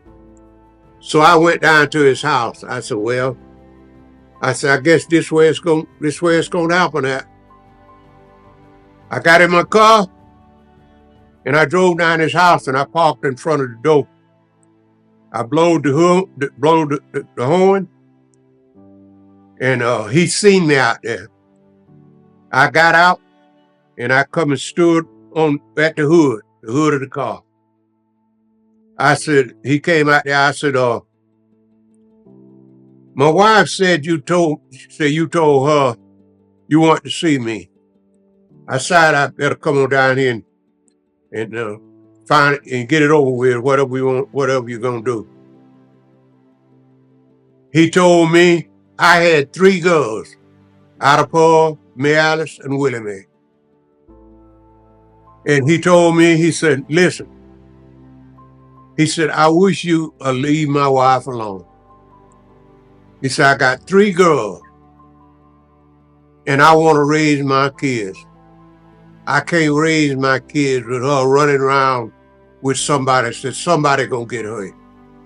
And say, I'm gonna trust you to just leave her alone, because she ain't gonna quit. But I'm gonna trust you." Boy, I, I, that thing hurt me so bad, I couldn't hardly get back in my car. Because the first thing I thought about was I had 3 girls. And I wouldn't want nobody to be fooling with my wife and break up us family. I told him, I said, man, let me tell you something. I said, if you had jumped on me and beat me half to death, it wouldn't hurt me no worse than what you just said. I said, from now on, your wife or nobody else's wife will never have no more trouble out of me. And he said, okay, that's how we left. Just like that. And we didn't. I never fooled with her since. 63 was the year that white guy threw a bomb in the basement of the church in Birmingham, Alabama, and killed them little 4 black gals and messed up a lot of more kids. Barack Obama was a baby when that happened. 40 years that man walked around. They didn't even arrest him. 40 years. He walked around. When Barack Obama got to be president, Barack Obama had him picked up. He walked around 40 years and nobody investigated nothing. Just 4 dead little girls. And a lot of them hurt. That was in 1963. I was working at a place called Continental. And the foreman at Continental, for some reason, he just didn't like me. I worked. I did a lot of work. Anything they tell me to do, I do it because I wanted to keep my job. They wasn't paying but $1.25 an hour. But that was more than I was making in the woods. $1.25. So one day it come to rain. I mean, it poured. It wasn't playing. It poured rain. So when 12 o'clock came, the ditch was up to your knees, and when you walk across a gutter coming into the plant, water was up to your knees. And they went to lunch, and when the whistle blowed, everybody stopped and go eat lunch. They had an hour to eat lunch. So I knocked off. Everybody was knocked off. So he told me, I was getting down off the platform. He said, don't you knock off. Said, I want to clean that ditch out. Have that ditch clean out before we get back, where that water can run on off of him. I had to stay there and work on that, getting all that ditch cleaned out without eating. He treated me just that bad. That was a Continental plant. After that,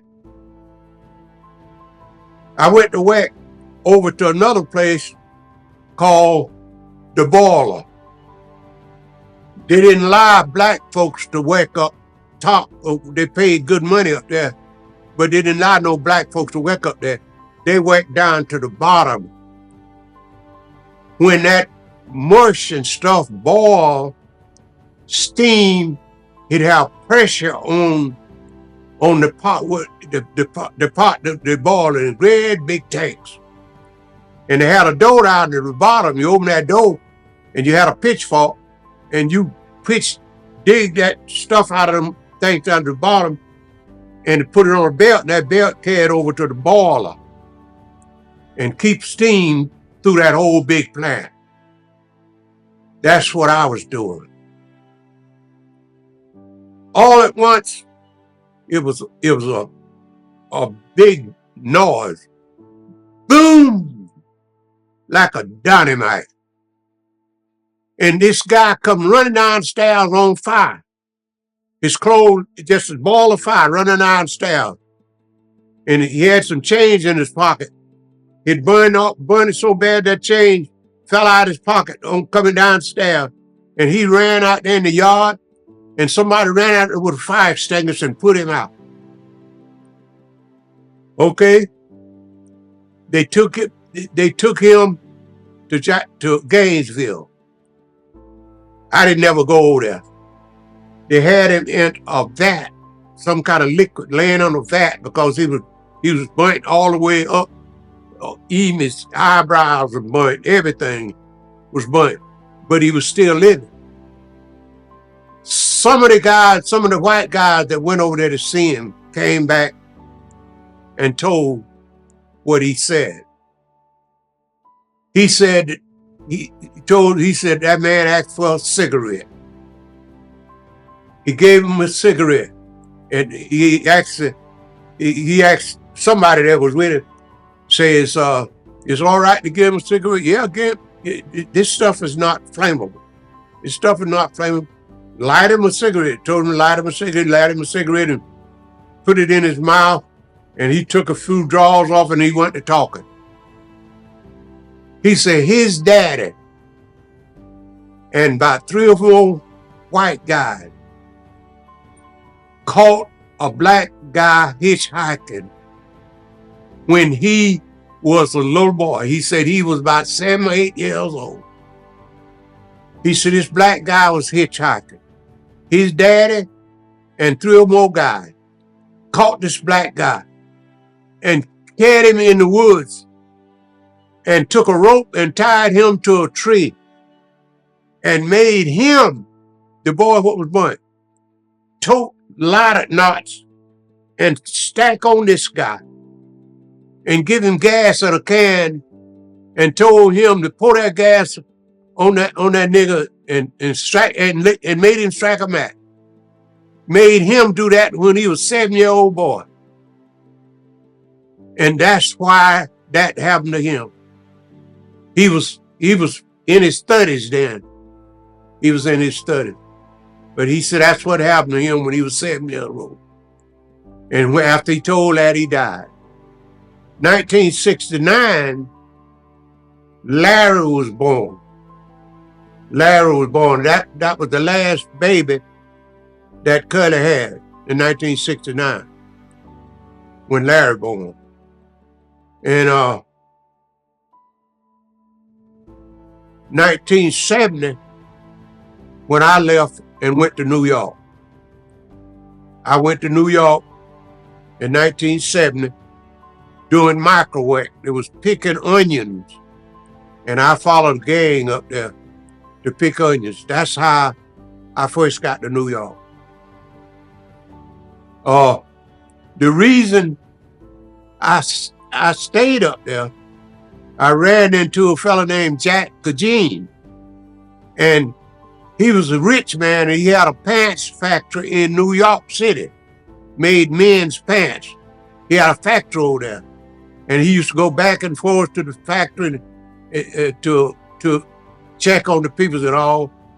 His wife was looking for somebody to work for her, like clean house and wash clothes and all this kind of stuff. Mary Alice, my daughter, went up there in New York with me and John Lee. Me and her, John Lee, Mary Alice, and John Lee's wife, Mildred. Us 4 went to New York. Mary Alice wanted to go. So this woman messed around and got in touch with Mary Alice and asked Mary Alice, would she come and work for her? And she said, yeah. And Jack Kajeen used to drive these cars called Citron. They rise on air. They didn't have no springs on them. They be sitting on the ground. And when you crank it up, it'll stand up and getting ready to run. Jack Kajeen had one wreck right in his driveway at his house. And Mary Alice saw it. And when she told that lady, said, my daddy can fix that car out there. The front end was messed all up, bent all up. And she said, so your daddy can fix that car? She said, yeah, my daddy can fix that car. So she said, well, I'm going to tell my husband. Say, if he can fix that car, So I guarantee you my husband want him to fix that car. So when he came in, she told him, said, Mary Alice said her daddy can fix that car. He said, where he's at? He's out there on the onion farm, stacking onion. She told her, said, well, Lee, in the morning, you bring him with you. You bring him with you. I need to talk to him. So she did. When she came to get me Alice, she told me what he said. I got in the car with her. And that's the first time I met him. His name Jack Kajin, a Jew. And he said, can you fix that car out there? I said, yeah, I can fix it. I said, all I need is you to get the stuff. He said, well, man, so listen, if you fix that car out there, I'm gonna make a real man out of you. He said, you ain't got to be worried about stacking no onions or nothing. If you can fix that car, you got it made. I said, give me the stuff to fix it with. He gave me a bed upstairs in his house. He didn't want me to go back out there in the onion. Told me, you got that room upstairs. That's where you're going to be sleeping at. And every morning, you coming down here and you eat breakfast. And I'm going to make sure you get lunch. And you're going to stay right here and until you get that car fixed. And I'm going to make a deal for you. I stayed up there. I worked on that car, fixed it, and painted it and everything right in his yard. He had bought him another one. He had bought him a new one because he had the money. But he wanted that one. He said, I want that. That's my namesake there. I want it fixed. And he said, I'm gonna look out for you. When he got that, when I fixed that car, he asked me, he said, listen, Curly and the kids were still in Lakeland. Just me, May Allison, Mildred, and John Lee was up there. He said, you got a family? I said, yeah, I got a wife and about 10 head of kids. He said, how much money would it take for you to go get your family and move up here? I told him, I don't know. Really, I don't know. He said, I tell you what I'll do. He said, I'll give you money and let you go buy you a car that'll go up there and come back. And said, you go get your car, get your family. No. He bought me a ticket on the plane, told me to go talk to my wife and ask my wife, did I want it to come up there? That's the way it was. And Curly said, well, it's up to you. Whatever you want, that's the way she was. Whatever I wanted, that's what she wanted. So I told her, I said, I believe that old man gonna look out for us. I said, we need to look into that. So he give me enough money, and me and Curly, I called him, I told him, I said, well, yeah, she said that she'd be really willing to come up there. I think he gave me $500, I believe it was, to go with. He sent me $500 to get a car and come back up there with that. Gas was real cheap back then, less than $1 a gallon. I bought a great big old Buick and rented a U-Haul trailer, loaded it down with the furniture that we had to bring and with kids and all, and we got on the road and went back up there. He had a plant in Hudson. He had a white guy over his plant in Hudson, and he had making pants in a plant in New York City. He was making boxes for candy cane in Hudson, a big old plant. These guys had these great big machines. Everybody run the machine, making making boxes for candy cane, these little, like a walking stick candy cane. He was making the boxes for that plant. That plant was in Hudson at that time. He said, Willie, said, go ahead on and get you some good sleep. Said, in the morning, me and you go take a ride. He said, I'm gonna take it. Curly was up there, and just me and her and Larry. She brought the baby with her. Said, we're gonna take a ride. And said, I'm gonna carry you and show you something. He carried me and walked in that plant. He said, all y'all shut off your machine. Shut off the machine. And all of them shut off the machine. And he said, all y'all come here. He said, this is Willie Collins. He's from Florida. He said, I'm going to leave him here over this plant. He's my man. He said, I mostly be in New York and I don't have time to come up here too regular. He had one guy kind of just looking out for, and he said, I want each one of y'all to learn him this trade. And whatever he said, do it. Whatever he said, do, I want you to do it. I want y'all to help him learn this because he going to be running it. Oh, yeah, Mr. Kachin, we will. He said, all right. He went. No, Curly wasn't up there. That was me. That was before when I got her. Got me a motel room where he sleep when he be up there. He he go up there and gonna spend the weekend or a couple of days. He went to the place where he lived at and told the woman, and the woman was kind of scared because no black person never lived there where he lived. Nope. He told us, this is my man, and I want him to stay right here. And said, don't worry, he ain't gonna harm you. If anything, he'll help you. Okay, Mr. Kajin. He give me that citron. He said, you got to have a way to get around. He give me that citron. He left. And about a couple of days from then, I came there and they said, well, Willie, what you want? I said, well, y'all know what to do. I don't know what to do. Just go ahead and do what you want to do. Okay, so they went to what? It was a little white boy working there he ought to have been about 19, 20 years old. And I was sitting over there eating my lunch, and he was off out there eating his lunch. After a while, he got up and he came over there and sat beside me.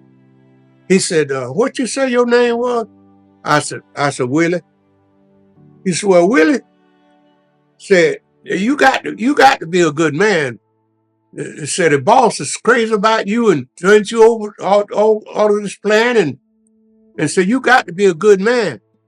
He said, but I've been hearing all my life the black folks wasn't nothing but just like a hog or a dog or ain't got no soul. Said, my people's taught me if I got caught playing with a black boy, they'd beat me half to death. I said, what? He said, yeah. He said, I said, you changed things. You changed my mind. Ain't nothing wrong with you people. Said, because that man trusted you to run this place. And he did. That's how I got to Hudson. How long did you run the plant? I ran the plant. That was in 1970. I ran the plant until 72.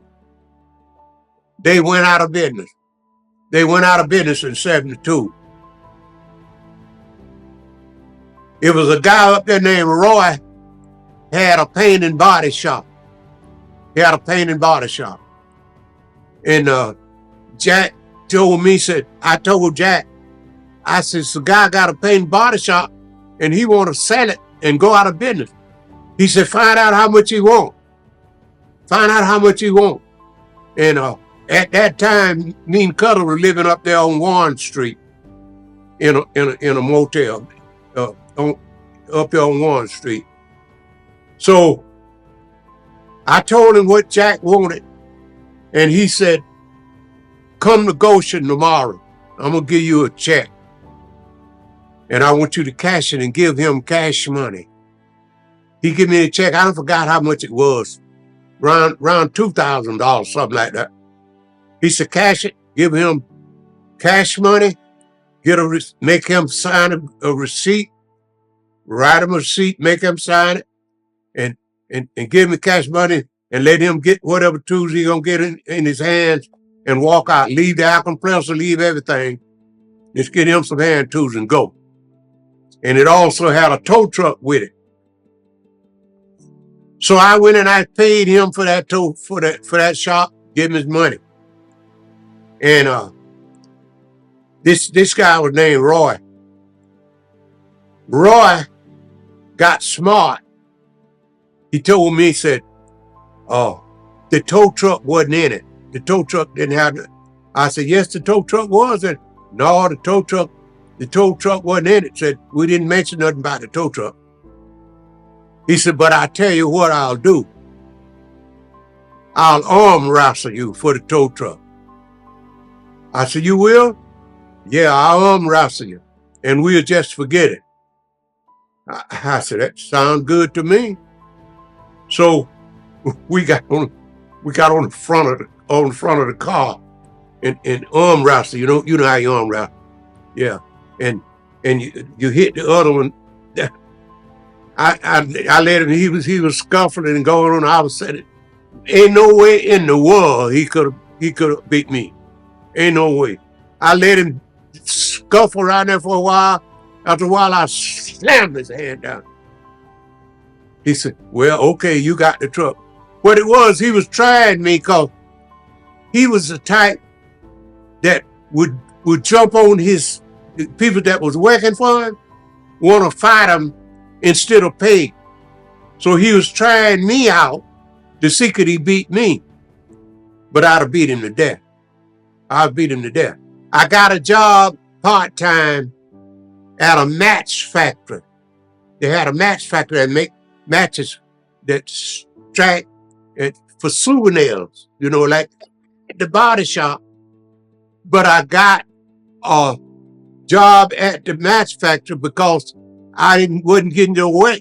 Didn't nobody know I had the shop at that time. So I got a job at the match factory, which was supposed to have been on the side. And I needed a place to live.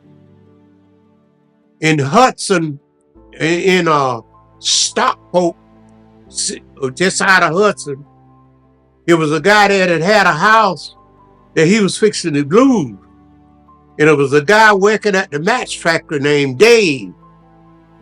Dave told me, said, "Willie, you looking for a house?"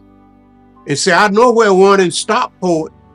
Said, "But they ain't gonna let that black man have it because they don't want no black man living in that neighborhood." I said, "They don't?" No, they don't want no black man living in that neighborhood. So I told Jack about it, Jack Kajin.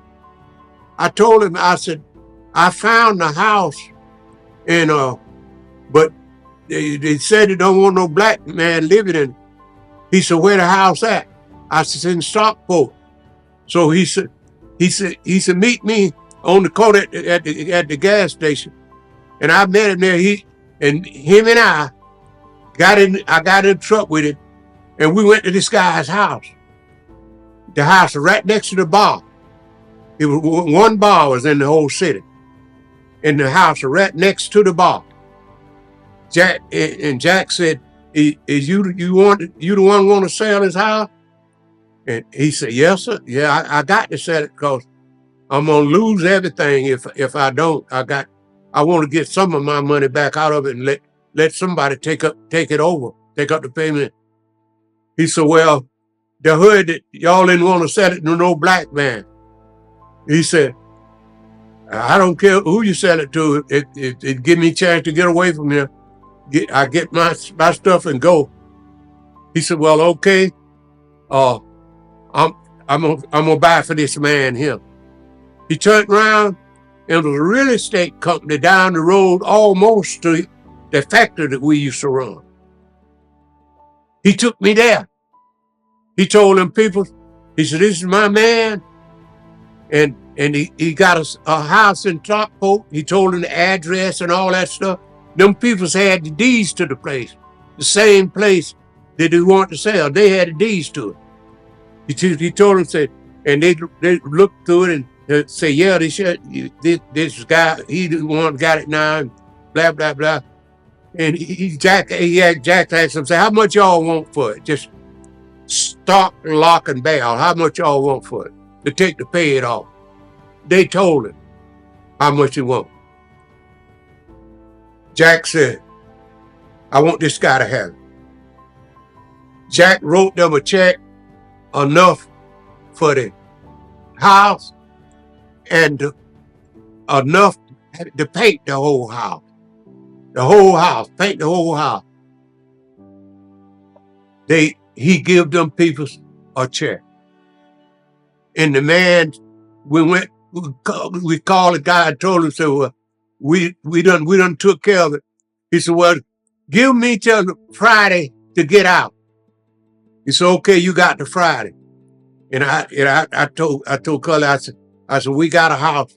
So that Friday evening about 6 o'clock, it was freezing. It was so cold until we had the heater running all day in the car, and it was blowing cold air. Wouldn't even get hot. That's how cold it was. And I carried out there. We looked at the house. The guy was gone, left everything in the house, the stove, the kitchen, and all that stuff, and the beds. And all he did was took him some clothes, I guess, and left the house completely furnished. I tell you how cold it was. Me and Cully, we went there that next day. That was on a Friday night. We went there Saturday, and we had a whole case of drinks there, Pepsi Cola, and we left them on the back porch. We got out that next morning, every one of them bottles was busted. Every bottle there was busted. So that's how I got to Hudson through Jack Kajin. At that body shop, it was a guy working there with this guy Roy named Bob. Did y'all ever meet Bob? He's a good friend of mine in New York. Me and him just like brothers. And Bob didn't have nowhere to go. So I told Bob, came and met me, and he said that I heard that y'all done bought this house, and I mean your boss man bought this shop, and so but I want to work with you. I said okay, but we didn't have no work to do. But Bob stuck around me every day. I used to go to work at 2 o'clock in the match factory. We'd be around the shop all the morning, and at 2 o'clock I go work at the match factory and get off at 11 at night. That's the way I was doing, because that shop I didn't have no customer. And right next door to me was a white guy, a white family. Well, all of them out there was white. I moved in, and he found out that I was a black man. About 3 or 4 days after that, a truck with a load of lumber pulled in there. That lumber was about 8 feet high. He unloaded that lumber, and that guy built a fence. Rat started at the street, built a fence between me and his house, all the way back down between his house, back way back there in the back. I couldn't even see his house from my house. After I got my shop started, I had the tow truck, and Bob was working with me.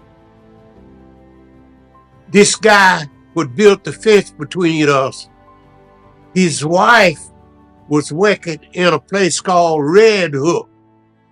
They made pies, microwave pies at Red Hook. She was working there. And it was cold in the winter. And she went to leave work one night and slid in the ditch. And she called her husband, told us, I'm in the ditch. I need somebody to come get me. I need to get a tow truck to come get me. He said, I don't know nobody got no tow truck this time of night. And said, if it did, he charged me so much, I ain't got that kind of money. Ain't nobody around there pull you out of ditch. No, I ain't nobody gonna pull me out no ditch. She said, that black man over there next door, he got a tow truck. Hey, tell him to come get me. He had to come talk to me. After he done built that fence between me and his place, he came and said, oh, I hate the word. It was about, well, she got off at 11 o'clock, about 11:30, 12 o'clock. He said, I hate to bother you, sir, but my wife is in the ditch in Red Hook. Red Hook was about 15 miles from Hudson. And said she wants somebody to, no, it wasn't 15 miles, 35 miles. Yeah, from Hudson. And said she wants somebody to come out there and get her. Said, how much would you charge me to go get her? I said, well, we'll worry about that later. I said, I'll go get her out the ditch. I said, you right there and I'm right here. I said, I'm not worried about you paying me. So I got in my truck, put on my snow boots and my socks and all that gear. I mean, it was freezing. And I went and pulled that woman out the ditch. When I got there, her tail end was in the ditch. Her lights were shining up on the road. And I asked her, was she? She said, yes, sir, I'm the one. I called my husband and said, I'm ready to go home. I pulled out the ditch. She went on home, and I come on behind her, parked my truck, and went in the house, went to bed. That next day, he came over there. He said, how much I owe you for pulling my wife out the ditch? I said, listen. I said, don't worry about it. I said, it didn't cost me nothing but some time. And don't worry about it. I said, that's doing a neighbor a favor. He was so sick, he didn't know what to do. It was coming up to Christmas. And that morning, that next day after that, after he got, it was really close to Christmas. In other words, they had up the Christmas trees and all that kind of stuff. The children got up and walked out the door because they was excited because they had never seen all that snow and stuff. It's something new to them, you know. And it was a great big paper box sitting on the porch. Great big old box, about that high, sitting on the porch. It was full of everything. I don't know how in the world that man got all that junk over there and carried the box and kept toting stuff and putting in it. Had ham, turkey, eggs, anything like Christmas dinner, had all that. Had toys for the kids, all kind of little horns and all kind of candy. That box was loaded. And nobody never said who brought it there or nothing. You never heard nothing from him. But his conscience was killing him by the way he acted putting that fence up. But he never said nothing to me about he didn't like it and all this. Nobody never said nothing to me. I was the oldest Negro that ever lived in Stockport and still the oldest one. The house is there right now that I used to live in. And when I was up there here a while back, I went there and looked at it. Ain't nobody living in it now. The bar, what used to be next door, it's gone. And I wish that I could get that house back. I'm telling you the truth. I left the house in 1973. I came back to Florida in 1973. Came to I tell you one reason I left there. I had quit my job at the wax factory and was doing nothing but running the body shop. Back in those days, they came out with this junk about fuel shortage. Couldn't get no gas. Couldn't get no heating fuel.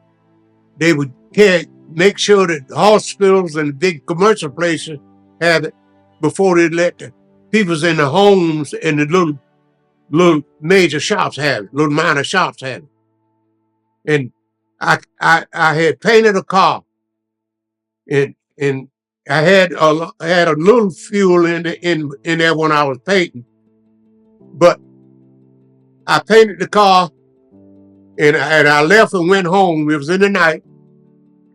My fuel burned out, and the furnace shut off, and it got cold, and my car that I had painted ruined. It just ruined, and I had to do it over for nothing. Had to do it over for nothing. I wait and set it out in the sun. Had to scrape the paint off of it because it froze and blistered.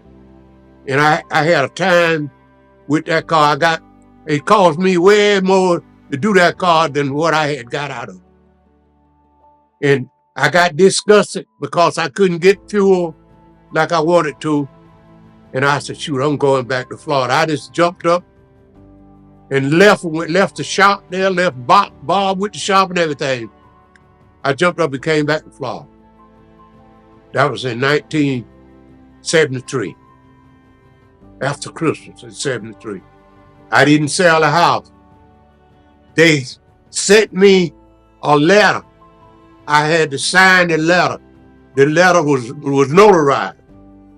And I had to sign the letter and a certificate. I had to sign it and send it back to them. And then that released me from the house. That releases me because I had a contract on the house. And that released me from the house, and they sold it to somebody else. A white guy, they told me. But don't nobody live in it now. 1975, I was living in Cross City. And I was working in Lake City, going back and forth from Cross City to Lake City every day. It was 75 when Fred Lee thought he had got grown. And Curly was working at a match. I had a crate factory, and she borrowed $10 from Fred Lee and told him when she got off from work, she'd give him his $10 back to get her something to eat. So when she got off from work, she was tired and she didn't go cash her check. Fred Lee was up to the bar, and we were living off from the bar. He looked down to the house and he saw Curly had came, and he came to the house wanting his money. Curly said, I hadn't cashed my check yet. So when I cash my check, I'll give you your money. He said, I want my money. So she said, well, I told you I ain't cashed my check yet. I want my money. And he didn't know I had came in, was in the room sleep. because my car had broke down and I had got to bring me home from Lake City. And I was in the room, and he woke me up in there talking at Curly. So I got up and I went in there. I said, what's going on? She said, Fred Lee, I got $10 from him today to get me something to eat. And I told him I cashed my check. When I cashed my check. So I told him, I said, Fred, you need to get on out of here. I said, because she told you she had to cash a check. I said, ain't nothing else you can do with going on until she cash her check. She said, before I do something to you, I don't want to. It ain't gonna be no day like that. You ain't got to worry about that, talking about doing something to me. And he was taking up him some beans and rice. When he said that, I struck him back in the head with my fist as hard as I could. I knocked him slam under the kitchen table. When I hit him, he did the plate like that, and beans and rice stuck up in the ceiling. He was on his knees crawling, and I was going around the table to get him, and he was crawling on his knees. He didn't have time to get up, crawling, and I was reaching at him, and he was going out the door. Curly was sitting right by the door, and I'd like to got him. I almost like to got him, and if I'd have got him at that time, I would have hurt him. Curly jumped up, and to keep from hurting her, I let him go, but I followed him to the porch, and the porch was kind of high, and I hit him in the butt on out the door, and he got up, he run all off out there, and that next morning which would be Saturday morning, and I didn't go to work. He got sent word. Now, hey, Daddy, can I come? I said, if he do, he have to beat me. He ain't coming here. And Curly kept talking to me and all, and I just finally cooled down and let it go. Just because of her. That was one major thing happened in 1975. My daddy died in 1976. My daddy died. And we left Lake City. After he died, I left Lake City. I was working. I had started working in a body shop in Lake City called Duval Automotive. The man made me the assistant manager over the body shop in Duval Automotive. It's a big shop. That same shop is still in Lake City. And I had started to working there, and my daddy died. So after he died, we stayed there we stayed across city until 79. And then we moved to Lake City in 79. And in 79 is when Kim born. I was fooling around Branford with Kim mama back and forth, going from Cross City to Lake City, and Branford in between. I was stopping by her house, and Kim born. That was my oldest daughter by Chris's mama, Kim and Chris' mama. And that was in 1979. 1981, Chris born. And my conscience was killing me. And I knew I had to tell Curly about it. I wanted to tell her. I didn't want nobody else to tell her. And I didn't know that she already knew about Kim. She didn't know nothing about Chris. her family was trying to get her to quit me because I had them kids, had a girl in Branford. But she wanted me to tell her, and she didn't say nothing to me. I didn't know she knew that. So my mind, I got it on my mind, I'm gonna have to tell her the truth. I got to get it right, because it ain't right. None of it is right. And I got to tell the truth. So I went to her one day. I told her, I said, Cully, I said, I don't know whether you heard about it or not, but I got 2 girls in Branford. I said, I know it is wrong, and you don't deserve that, because you've been a good wife to me and a mother. I said, but I just have to tell you about it, because them kids it's gonna come out any way to record. So she said, well, I heard that you had 1 over there, and I was waiting on you to tell me, but I didn't know you had 2. I said, yeah, I got 2. At that time, Kim was 6. Chris was 4. So she said, I want to see him. I said, you want to see him? I was looking for her to raise all kind of sand. But she said, I want to see him.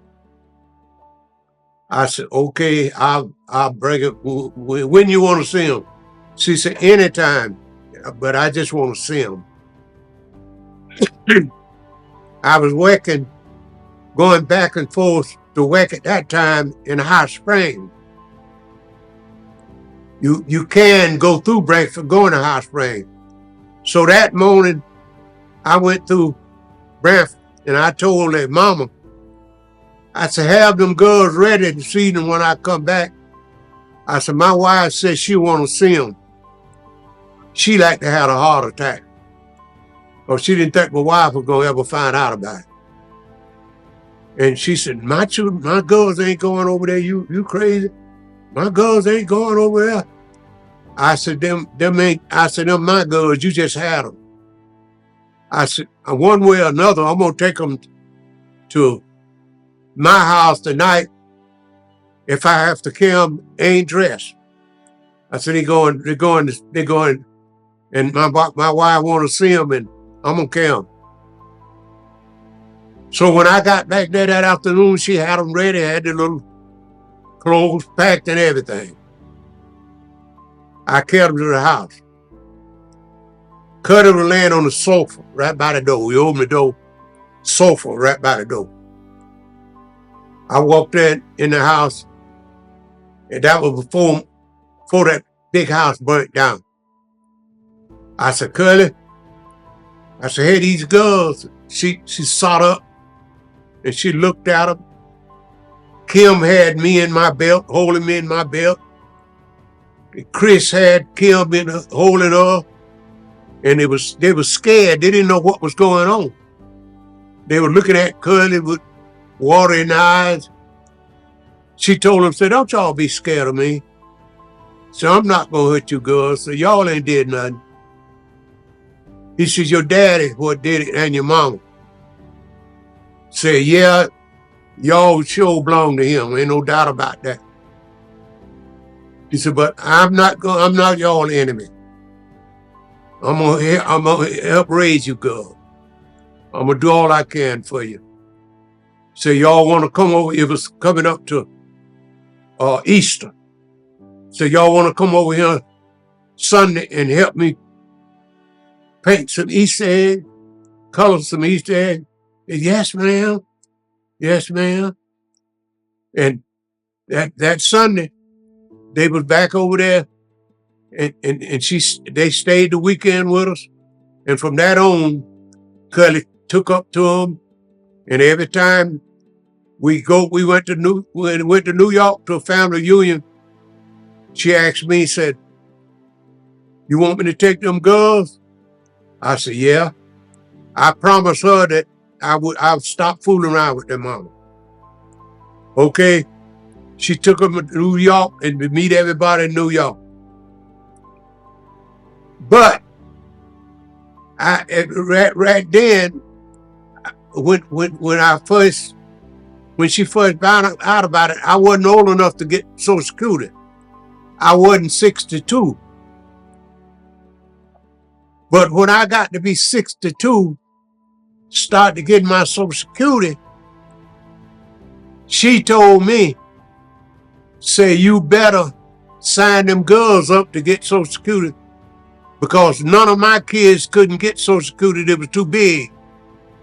After you get 17 years old, you can't get your parents' Social Security. From a baby on up to 17, you get your daddy Social Security. But all of mine's at the house was over 17. So I signed them up to get my Social Security.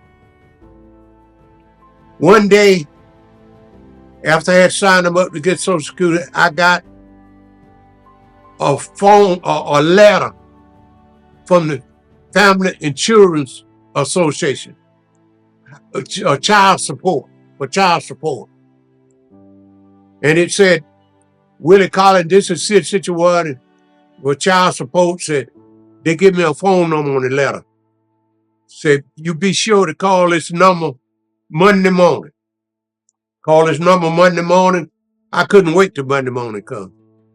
And said, we got to talk about child support, getting child support. So Monday morning, when the 8 o'clock come, I dialed. And the man said, I told him, I said, this is Willie Collins. I said, I got a letter from you to call this number. He said, yeah, this is your child support. Said, is you Kim and Chris daddy? I said, I believe I am. I said, his mama said I was, and I believe it. He said, what do you do for me? I said, I do anything I got to do. I said, when I signed up for my Social Security, I signed up for them to get a check. As a matter of fact, first check I got, I just got what I was going to get each month. The first check they got a lump sum, their first check. My oldest girl got $1,100. And then she started to get her monthly check. And my other girl, they just started giving her monthly check. She didn't get no lump sum. But they got 2 checks off of me until they got 17 years old. I said, whatever they need, I'm going to see that they get it. I said, I didn't want nobody to help me give them, and I don't want nobody to help me take care of them. So he settled for me. He didn't say nothing. He said, all right. And I said, if anybody come over there trying to get some kind of support for them kids, you give them my phone number, this number that I'm talking on. You give them this number and tell them to call me. I ain't never heard no more from that man. In the 80s is when Chris was born, in the 80s. You know what? Come to think about it, that was in the 80s what I just got through talking to you about. Social Security hit, that was actually like a lot.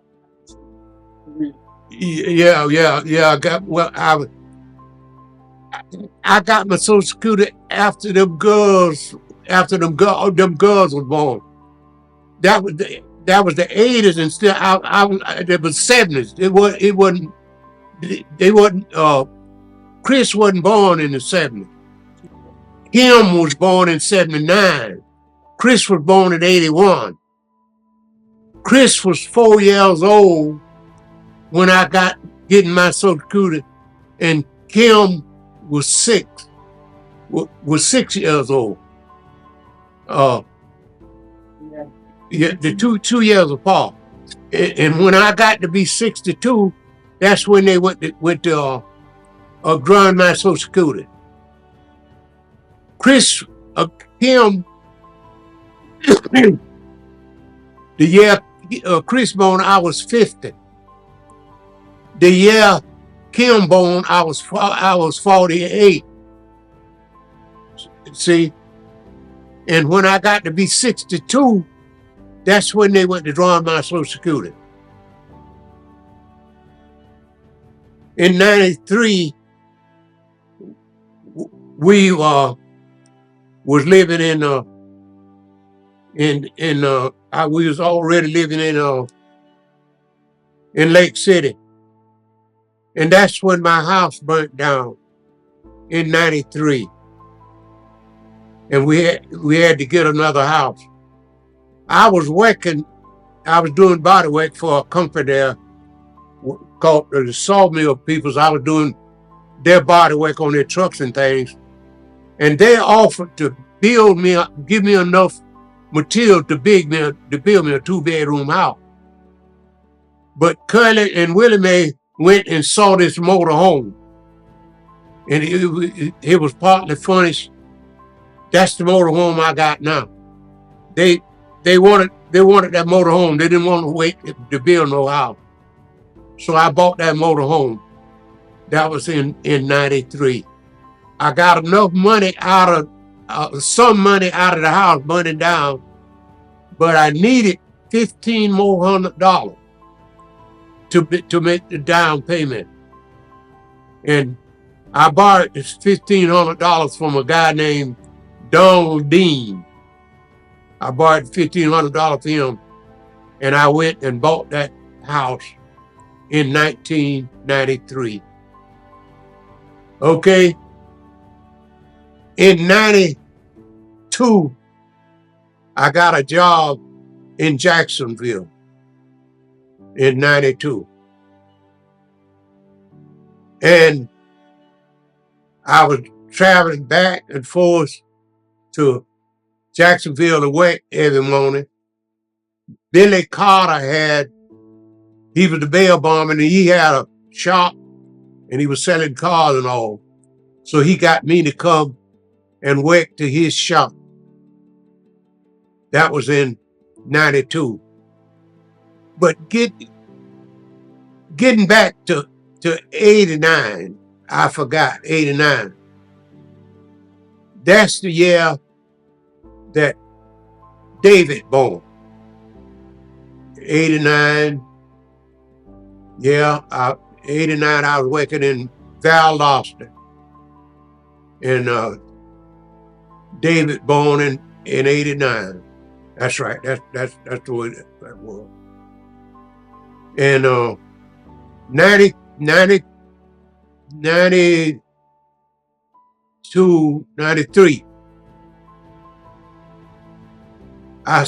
92, Billy Carter got me to start working at his shop. I was working in Jacksonville. Billy Carter got me to start working in his shop. And that's when he did me so wrong. In 93, the same year my house burnt down. I was working at his shop.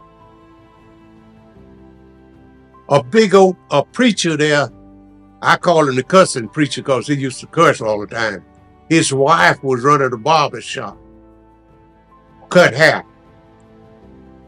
And he had a wreck with his car. He brought his car to the shop, and I wasn't there. He told Billy Carter and his secretary, said, "Tell Mr. Collins when he come, I done brought my car. They done adjusted done looked at it, and the check is on the way. Tell him he can go ahead on and go to work on it." So when I came, Billy Carter told me what he said. I went to work on the car. About that Wednesday, the insurance man came there with the check. I was working on the car. And he come back, went to the office, and wasn't nobody in the office. Susan had went somewhere. Billy was the investigator for the police department. So Susan wasn't there, so he saw me out there to the shop. He came out there, he said, "I got a check here, $3,100. $3,100.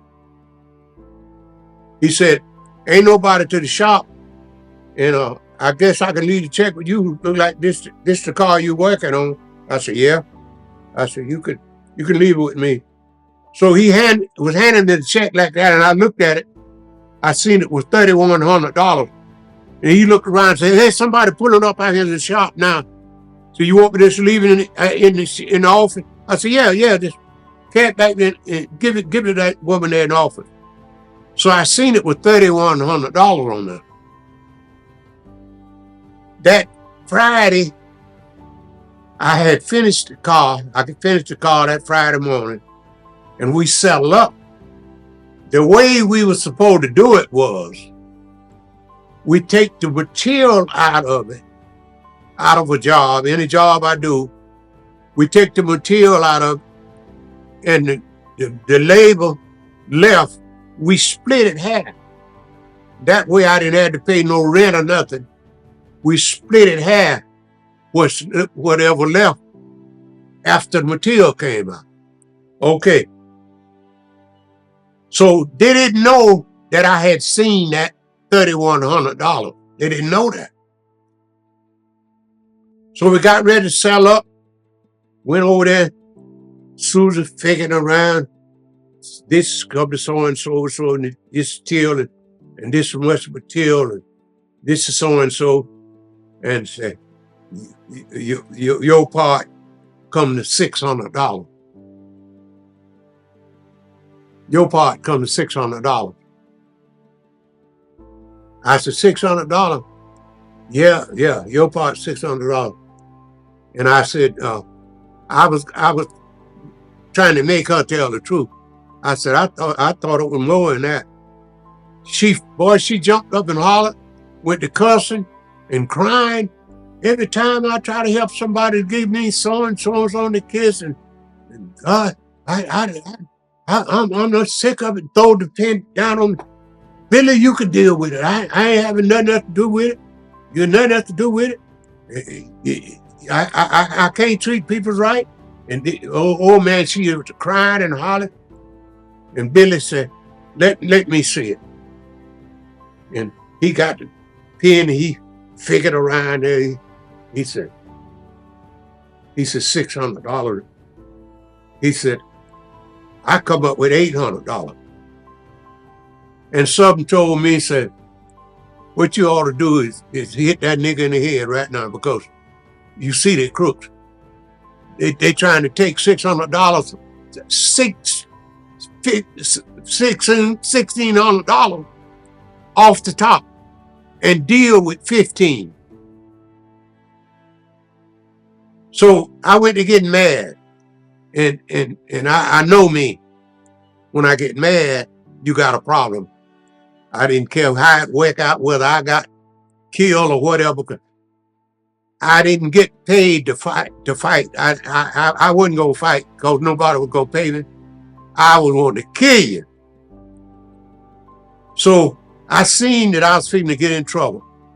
So I said, okay. I said, just give me this $800. He wrote me a check for $800. I went to the house and I sat down and I told Curly about it. I said, that check, what that did, that car, was $1,600. That's supposed to have been, after the material and stuff come out, we supposed to split the rest. But they just took, that check was $3,100. They just took $1,600 right off the top and dealt with 15. And I was sick. Curly said, well, don't worry about it. But boy, that thing hurt me. Okay, it went on. After that, I left from there, and me and Dan opened up a shop over on Railroad Street. And a guy came there, brought me a car to fix, and Billy Carter had parts for it over to his place. He said, I can get the parts from Billy. He got a car that's just like it. And I said, well, he said, I'll go ahead and pay him for it and tell him that you're going to come get the part. I said, okay. So I went over there to get the parts, and Billy was in the shop. Now, this was about 2 weeks after he had took that $1,600 from me. He got up and he came out there. He said, Willie said, I figured that thing a little bit closer, and I see where I owed you another $100. And he had a check, wrote out a check, and told me to sign this check, and I'll give you cash another $100. So okay, he thought that would straighten me out, you know. I said okay. After that, he got sick. He like to die. He went to the hospital, and he got so sick, and he thought he was gonna die. His wife, Myron, his son, and Marvine, his daughter, was up there in the room with him. He told them, I want to see Willie. I want to see Willie. His deeds was killing him. And he said, why you want to see Willie? He said, tell Willie to come out here. I want to see him. Myron called me. And so we out here in the emergency room, I mean in the room to the hospital, and Daddy said he want to see you. I got up and I went to the hospital. The nurse was there to carry him to the bathroom. He couldn't go to the bathroom by himself. And he didn't want Marvine, his wife, or Myron to help that nurse carry him to the bathroom. She needed somebody. He told her, I got a friend, I want him to help. He had me to come all the way to the hospital to help carry him to the bathroom. I hope that nurse carried him to the bathroom and carried him and put him back in his bed. He got better, but he was still sick. He had to quit the police department. One day, he was riding the streets every day. One day, me and Cully was sitting up there in the living room. I heard a car horn blow. Beep, beep. I looked out the door. It was him in the car. He was getting back sick. He was getting worse. He looked like death. And he was crying like a baby. Tears was running down, meeting on his chin and dropping down in his lap. I said, what's the matter, Billy? I just want to know. I want to say, if I did anybody any harm, I want God to forgive me. Man, God was laying it to that nigga. He was killing him. I said, you ain't got to worry about me, Billy. I said, you ain't did me no harm. You ain't. I said, I'm all right. I said, you don't owe me nothing. I said, what? It ain't me. It ain't me.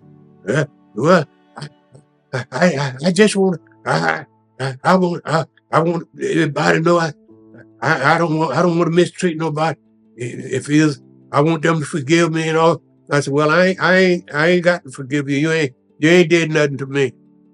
So I stayed there with him, talking with him while he calmed down. He pulled on off. About 3 or 4 days from then, I was setting up in my house, and the phone rang.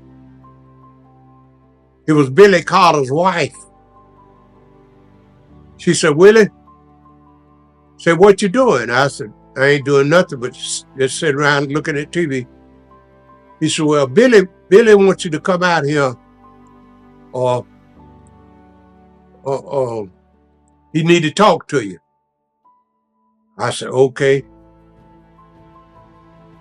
So They was trying to fix it to take him to the emergency room, but he couldn't walk. He couldn't even stand on his feet. And he wanted me to come there and pray for him and help him get in the car. Now he did that. So I prayed for him, rubbed his knees and legs, and they carried him on to the emergency room. Okay. After that, his secretary, the white woman that I said raised so much hell, she died. Billy and her had an insurance policy on each other. If Billy died first, she got $150,000. If she died first, Billy got $150,000. That's the kind of policy she had. So she died, and I was over there on Railroad Street. Billy came over there and said, you know, you can't trust nobody. I had told Billy before I left from his shop, before all this other stuff went down, I had told Billy, I said, you need to watch Susan, because I was there one day. Billy had a house over on Congress Street, but it needed some work did. They could rent it out to somebody. And I was there, a guy came there and asked Susan about renting the house. She said, I got a house on, it wasn't her house, it was Billy. Matter of fact, she was working for Billy. I got a house on Congress Street and said, it's got a little bit of work and I'll go ahead and have that did. And I went to, said, but you keep your mouth, don't tell nobody about it. She was renting the guy the house and not even saying nothing to Billy, because they never went over there to check on her nothing, because it wasn't livable. And so I heard it, and I told Billy, I gave him heads up on him. I told her, I said, you need to stop Susan. I said, because she may be doing some stuff that behind your back. Oh no, Susan ain't. I ain't worried about Susan. Susan, for me, I'm gonna tell you that right now. She for me, she ain't doing nothing behind my back. She makes sure I take my medicine. And matters of fact, Susan looks out for me more than my wife do. I said, okay. So he came over to my shop, and he sat down in a chair, and he was crying. He was already about dead. He said, you can't trust nobody. I tell you, the people you think you can trust, they give you the tail to kiss. I said, what's the matter? He said, Susan died. And when I found out Susan was dead, I knew Susan had died. When I found out Susan was dead, I just went and paid for her funeral out of my pocket. I just give Mizell his money, Mizell funeral home. I just went and paid him because we had a policy together. If I die first, she got $150,000. If she died first, I got $150,000. And so when the policy came out and was read, my name ain't nowhere on it. Her daughter and her was on it. She put her daughter on it, and Billy was paying the payments every month on the policy out of his retirement from the police, and didn't even look at the policy and see how it was written. She had a daughter named Margaret. Her name was Susan, and she had a daughter named Margaret. Margaret was in college in Daytona. Margaret and Susan Crystal name was on the deed, and Billy didn't have a dime, and done went and paid for the funeral home. And I think that's what finished killing him. In 96, it was a county commissioner named Ron Williams. As a matter of fact, he just lost it this year. In 96, it was a county commissioner, a black county commissioner in District 1 named Ron Williams. Well, they couldn't get the biggest people lived in District 1 were black folks, about all of them. Just was a mighty few white folks, and they couldn't get Ron Williams out of District 1 because the black folks were voting right back in. So they made up, they came together, I guess, and made up a meeting, said that we're going to have to get us a black man and let him run against Ron Williams before we can get him out of it. They wanted Ron Williams out so bad.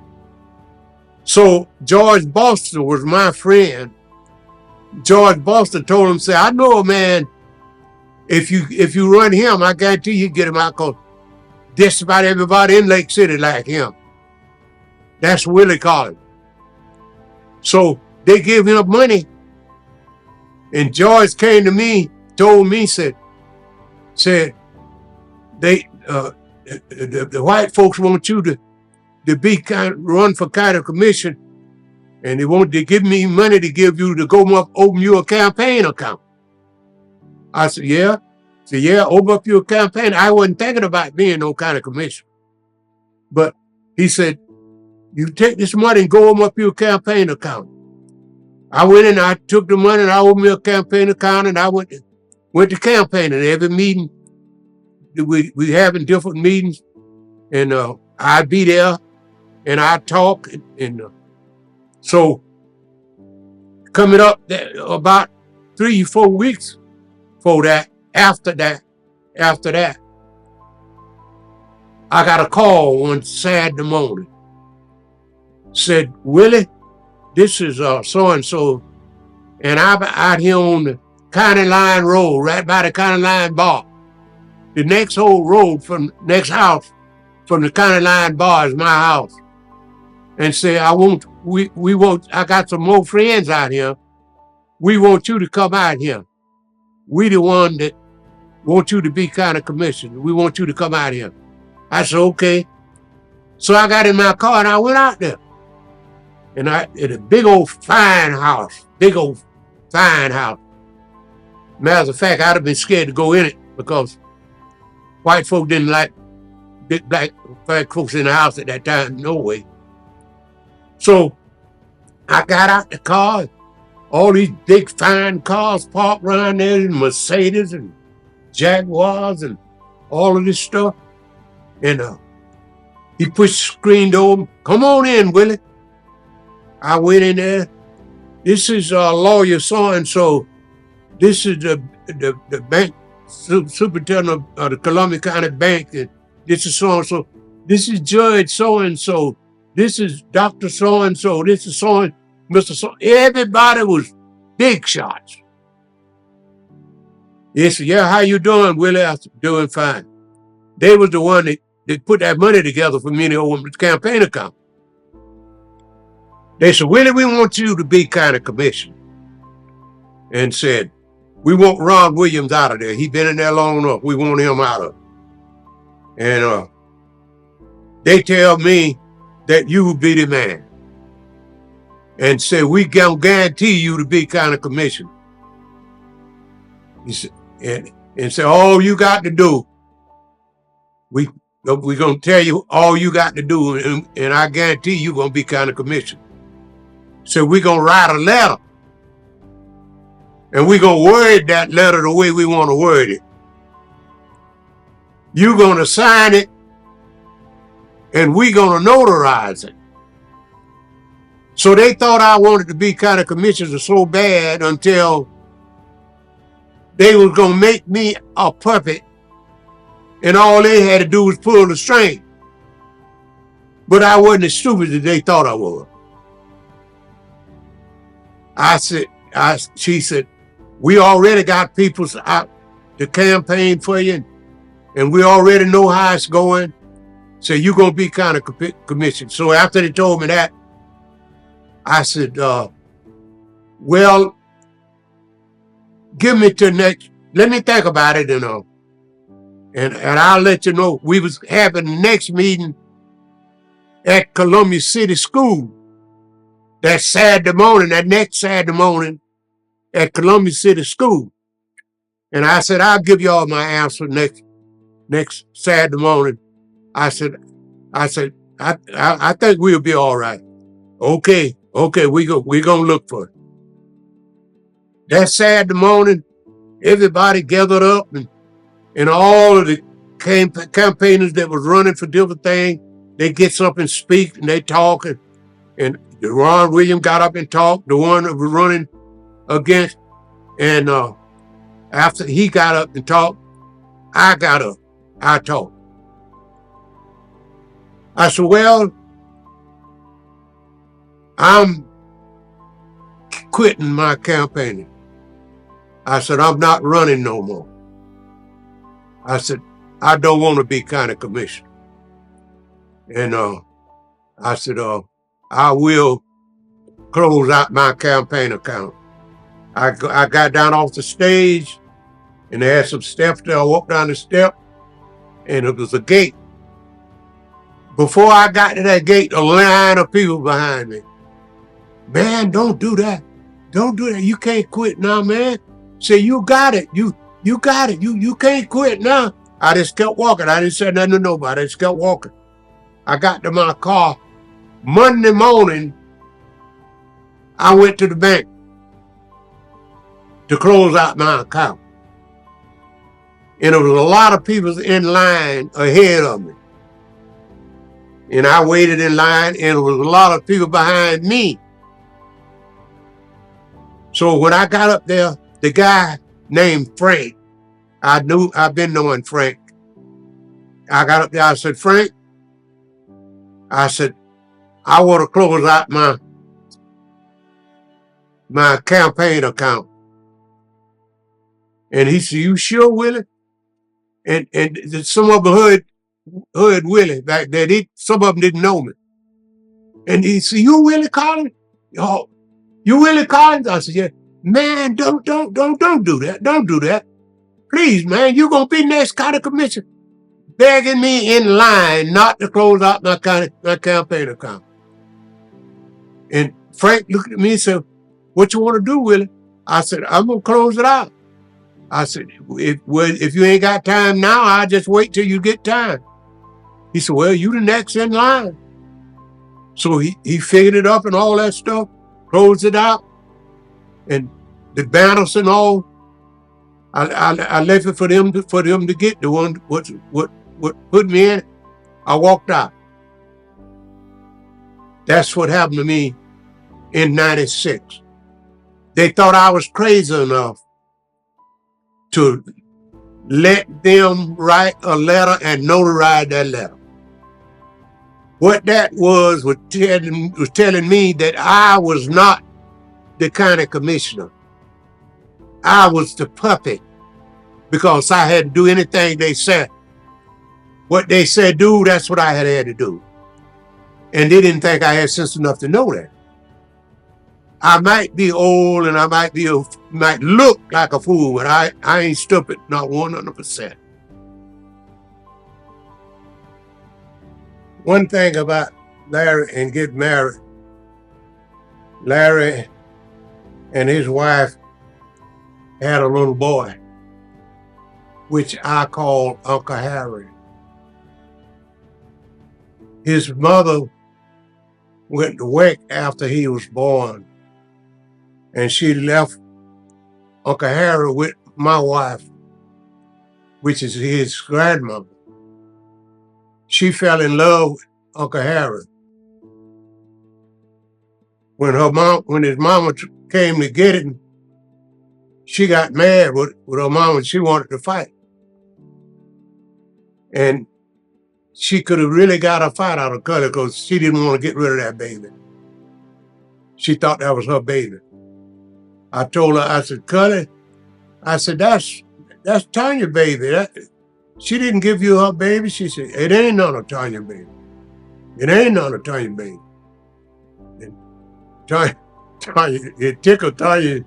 It tickled me too, but it didn't tickle Curly. That's for sure. It sure didn't tickle her. My favorite memory was hers, but she was the best thing ever happened to me. It's a matter of fact. I believe I'm sitting here today because of her. Explain that. Huh? Explain what? Because I would have got in the junk that I shouldn't have no business getting into. Listen, number one, I would have went to the war, and I had friends to go to the war in 1950, and got killed. I didn't go because of her. That's number one. Number two, I would have been doing stuff that I really didn't have no business. Ain't no telling what happened to me, because I would have been living a different life than I was living with her, because I had a wife and had a kid, and I loved my wife and kid. A lot of men, when their wife having kids, like the day the child gonna born, they get lost. They ain't want to be around. But when my wife was having kids, you couldn't get me to go to work. I don't care who I was working for. I wanted to be with my wife when she was having kids. All the way up until she went to having kids in the hospital. From then on, was born in the hospital. From Ottapur to Junior was born at the house. Ottapur, Willie Lee Collins, and all of them, Fred, Sylvester, and all of them was born at the house. I wanted to be there with her when the baby was born. I didn't want her doing it herself, because I knew I had a part in it, and she was too good to me to just let her suffer by herself. The one in the back there is Willie. We all call him Sulu. That's Willie. And the one next to him is Mary Alice, and she married Jeff. And the one next to him to her is Sylvester. He was born in 1961. The one next to Sylvester is Willie Mae. She was born in 1953. And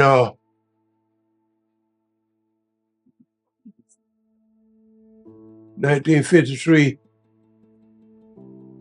And that's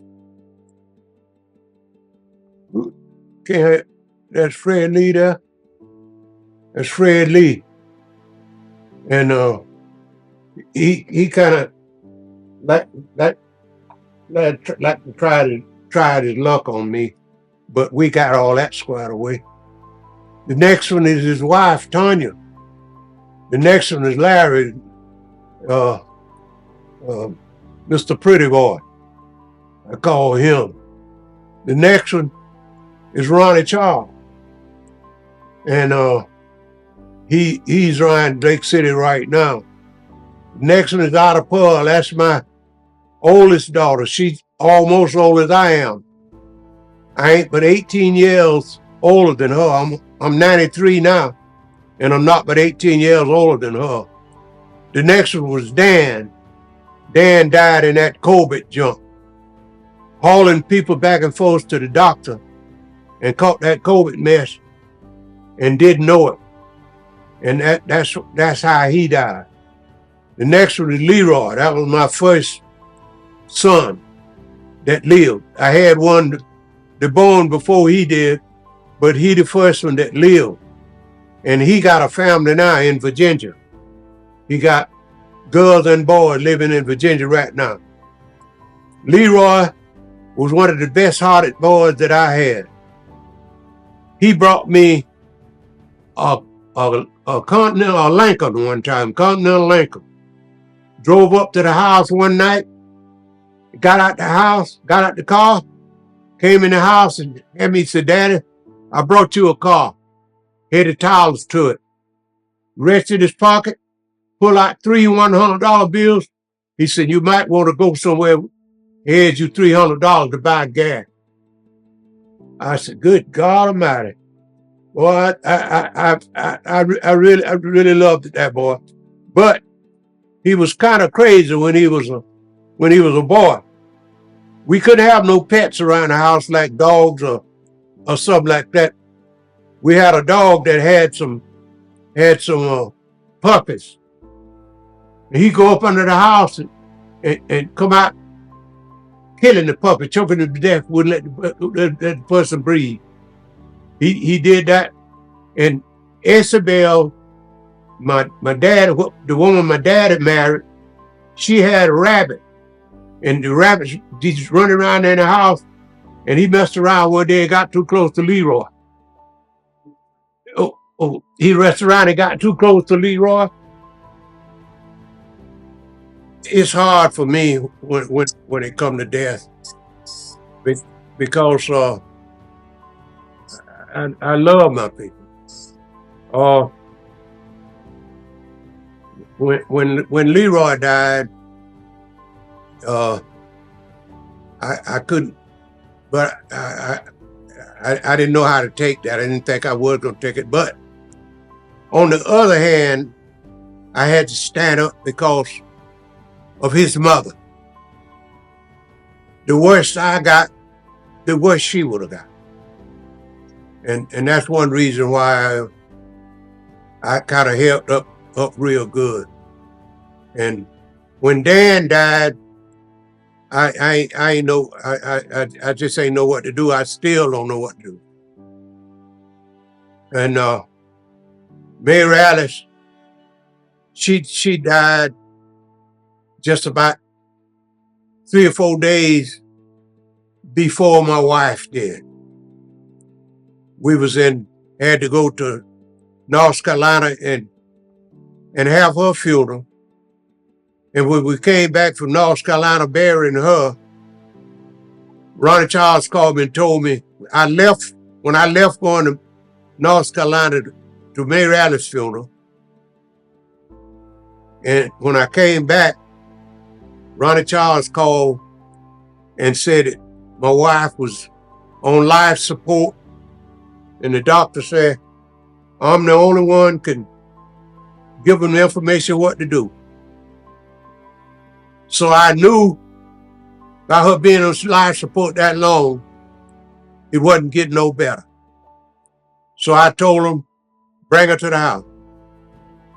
And that's what they did. They brought her to the house. And she stayed there that night and died the next day. But before that happened, I used to be around there with her. After I got her out of the nursery home. I got her out of the nursery home and took her home. I told the people I was going to take care of myself. And the man said, well, you won't have nobody to help you because they ain't going to furnish no nurse. I said, I'll be a nurse. I didn't marry her to be in no nursery home. And I took her home.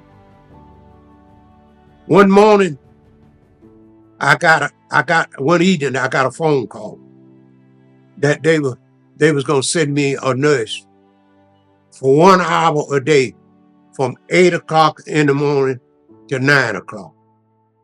So that next morning, a woman walked in there to see Cully. And she went in there and she looked at her and all and waited on her and left. She came there about 3 days. About 3 days she came there, 8 o'clock.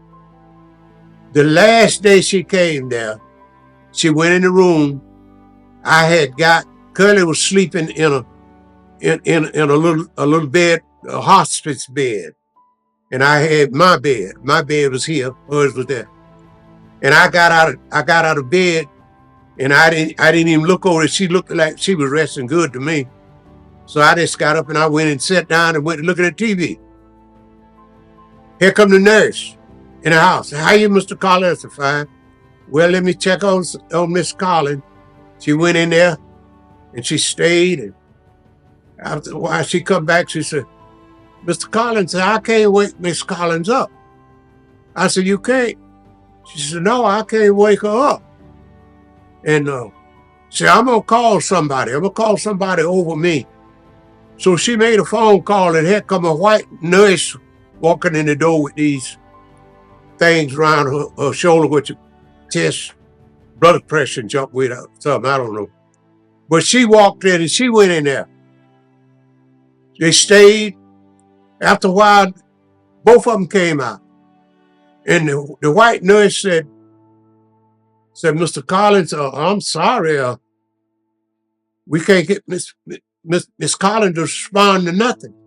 She went to telling me who the bed belonged to, and who the tank belonged to, oxygen tank. The bed belonged to hospice and the oxygen tank, and they gonna come and be somebody to get this stuff and all. And I said, okay, walked out the door. The black nurse that was coming to see her was a friend of mine's daughter, and she knew the whole family. She had went and put the word out that Curly was dead. This was about 3 months before she died, what I'm talking about now. She put the word out that Curly was dead.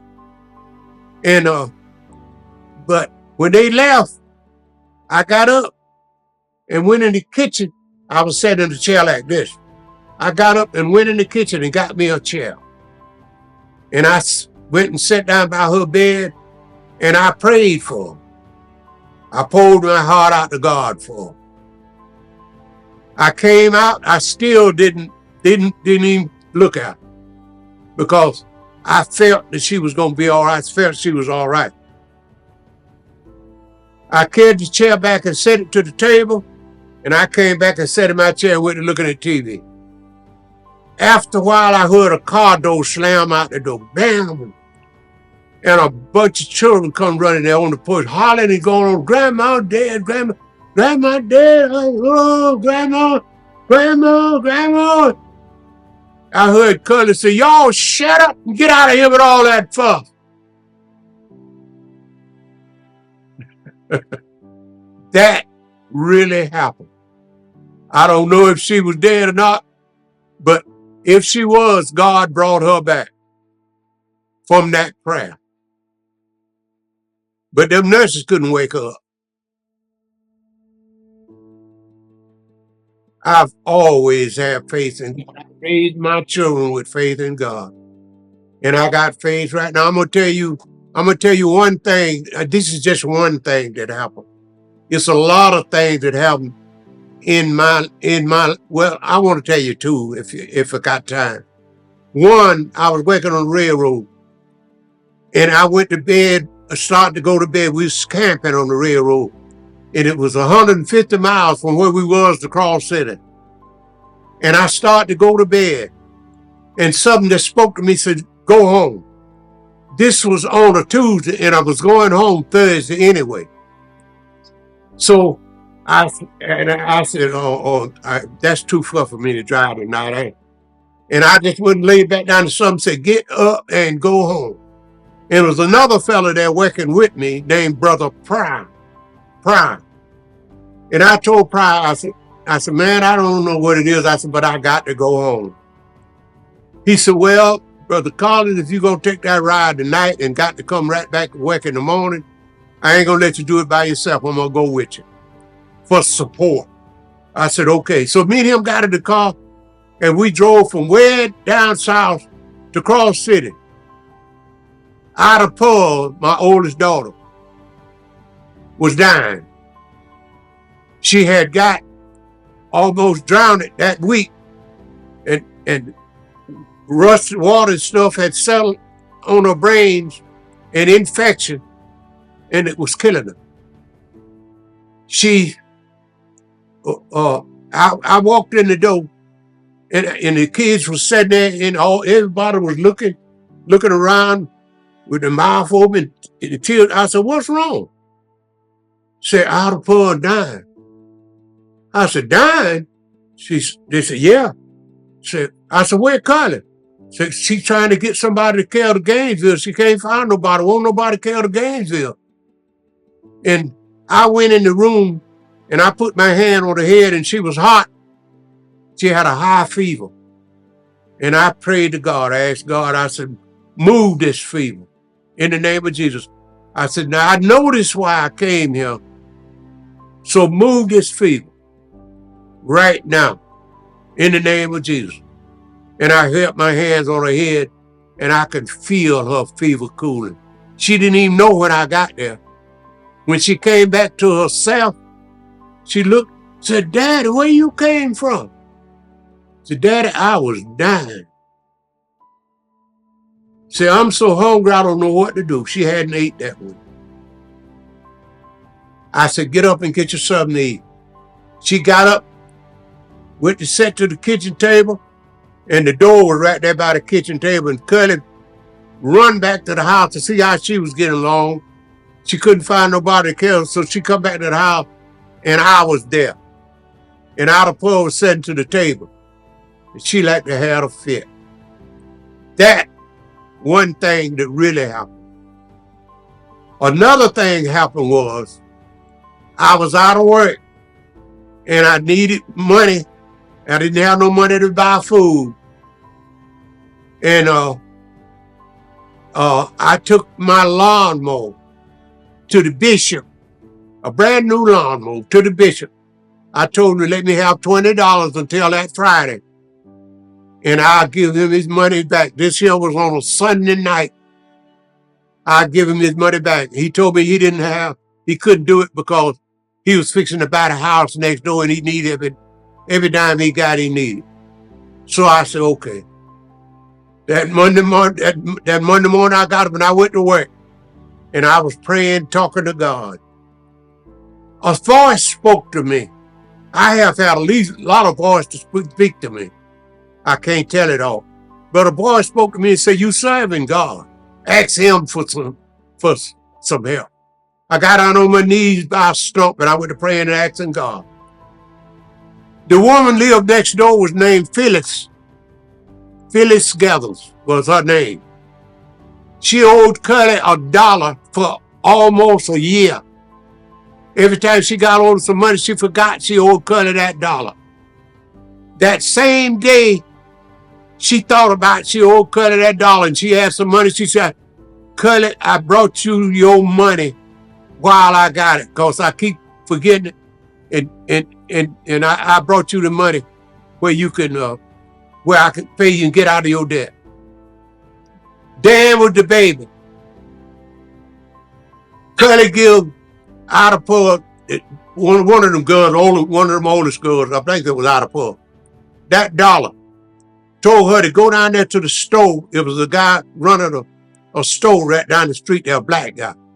Go get me a quart of milk. The milk was 30 cents a quart. She went down there and bought the quart of milk, and he gave her $18 and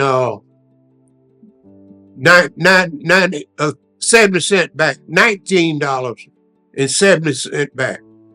It wasn't but 30 cents a quart. $19 and 70 cents back. By her being a child, she ain't paying no attention. She brought it on back to Curly. And Curly actually said, where you get this money from? He said, that's your money, that's your change, man. She said, I didn't give you about $1. I ain't supposed to have but 70 cents. And he said, well, that's the change you give me. So I had taught him to be right, be fair, and don't steal from nobody. So Curly give her that money back. If you tell him you didn't have but $1, and she went down there and told him, so my mama said, I didn't have but $1, and this is your money. He went through the cash drawer. That $1 would she have given him change into a $20 bill. He pulled a $20 bill out the drawer. Now this is the natural truth. And I wish somebody was here to verify. He pulled that $20 out of the drawer. He said, "This is the money that you give me." It was a $20 bill.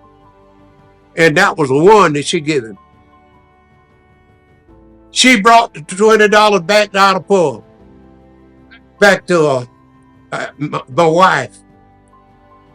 And she laid the $20 bill up on the shelf. When I came in, Cuddy went to telling me everything that happened. And said, "I got the $20 bill now." Said, "What we gonna do?" I said, "We gonna take that $20 and go buy some groceries. That's what we gonna do." I said, "I tried to borrow $20 from the bishop. He wouldn't loan it to me. And God gave me the $20 to get the groceries. So what else to do?" That happened. I never named none of my children a nickname. Never, not one. I did that because I felt like that I was going to have to be responsible for them before it was over anyway. And I felt like that. I've just always felt like that their parents couldn't look out for them like I could. Curly felt the same way. Curly felt the same way with y'all. Angie had y'all, and we didn't want her going nowhere with y'all because we didn't felt like she didn't have sense enough to take care of you. All of you. They came, just about all of my kids that born. Now these in New York, that some of them it never came down here. But all of the children that was born around me, where we get now, like Tammy up there in New York, she came to us. Nisa, we raised Nisa. From Nisa born in our house, and we raised her until she got 18 years old. Angie born in our house, and we raised her until she got grown to get out. And usually when they get kids, they bring the kids back for us to raise. So that and Junior, we had to go to New York and get Willie and Ariel when they were little bitty babies, and we raised them. Do you want me to tell you the truth? We raised Frog from a little old boy. We started school right across the street over there to sister, what's her name? Harry. Raising on into high school.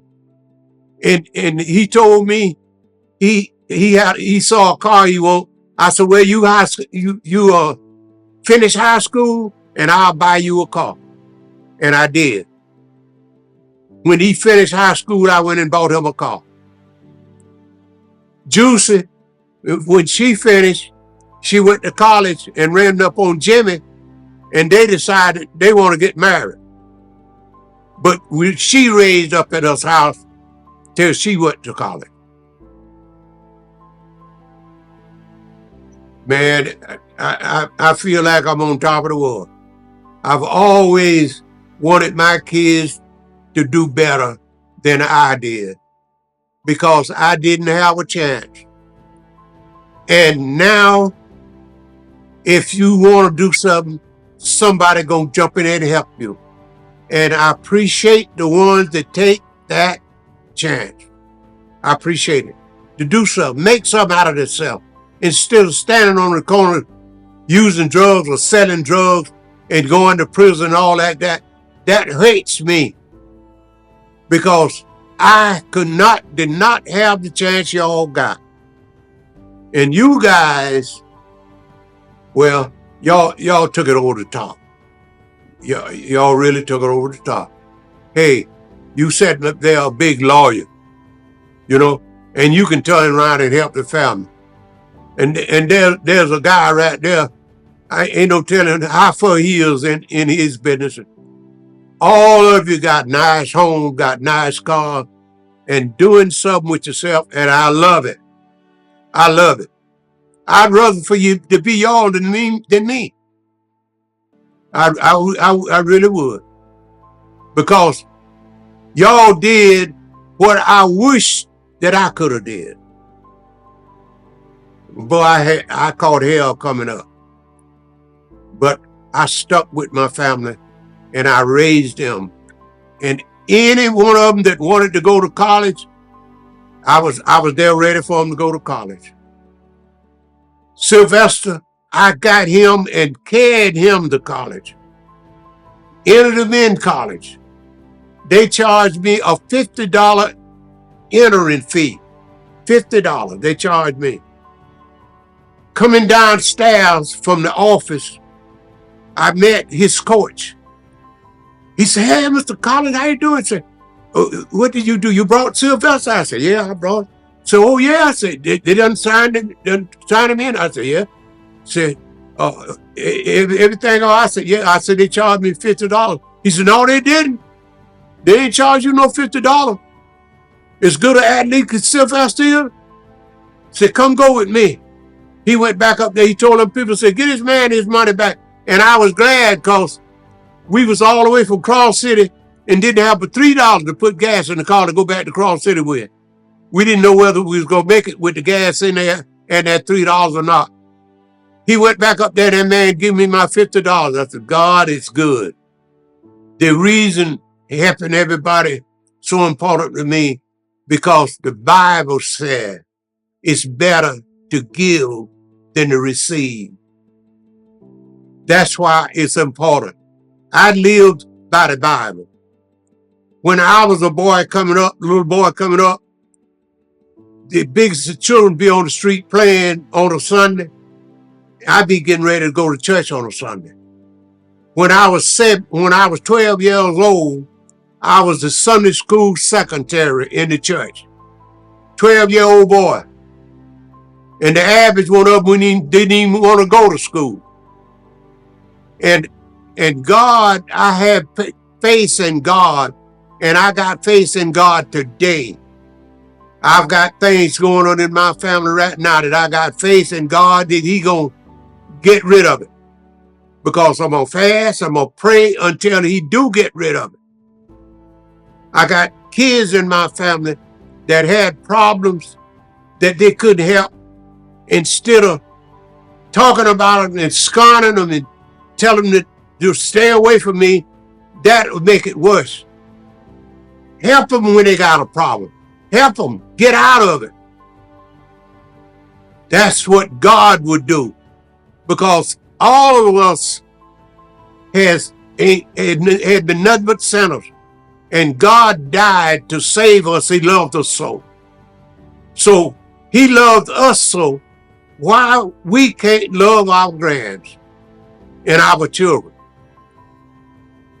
I'll do anything in the world for mine.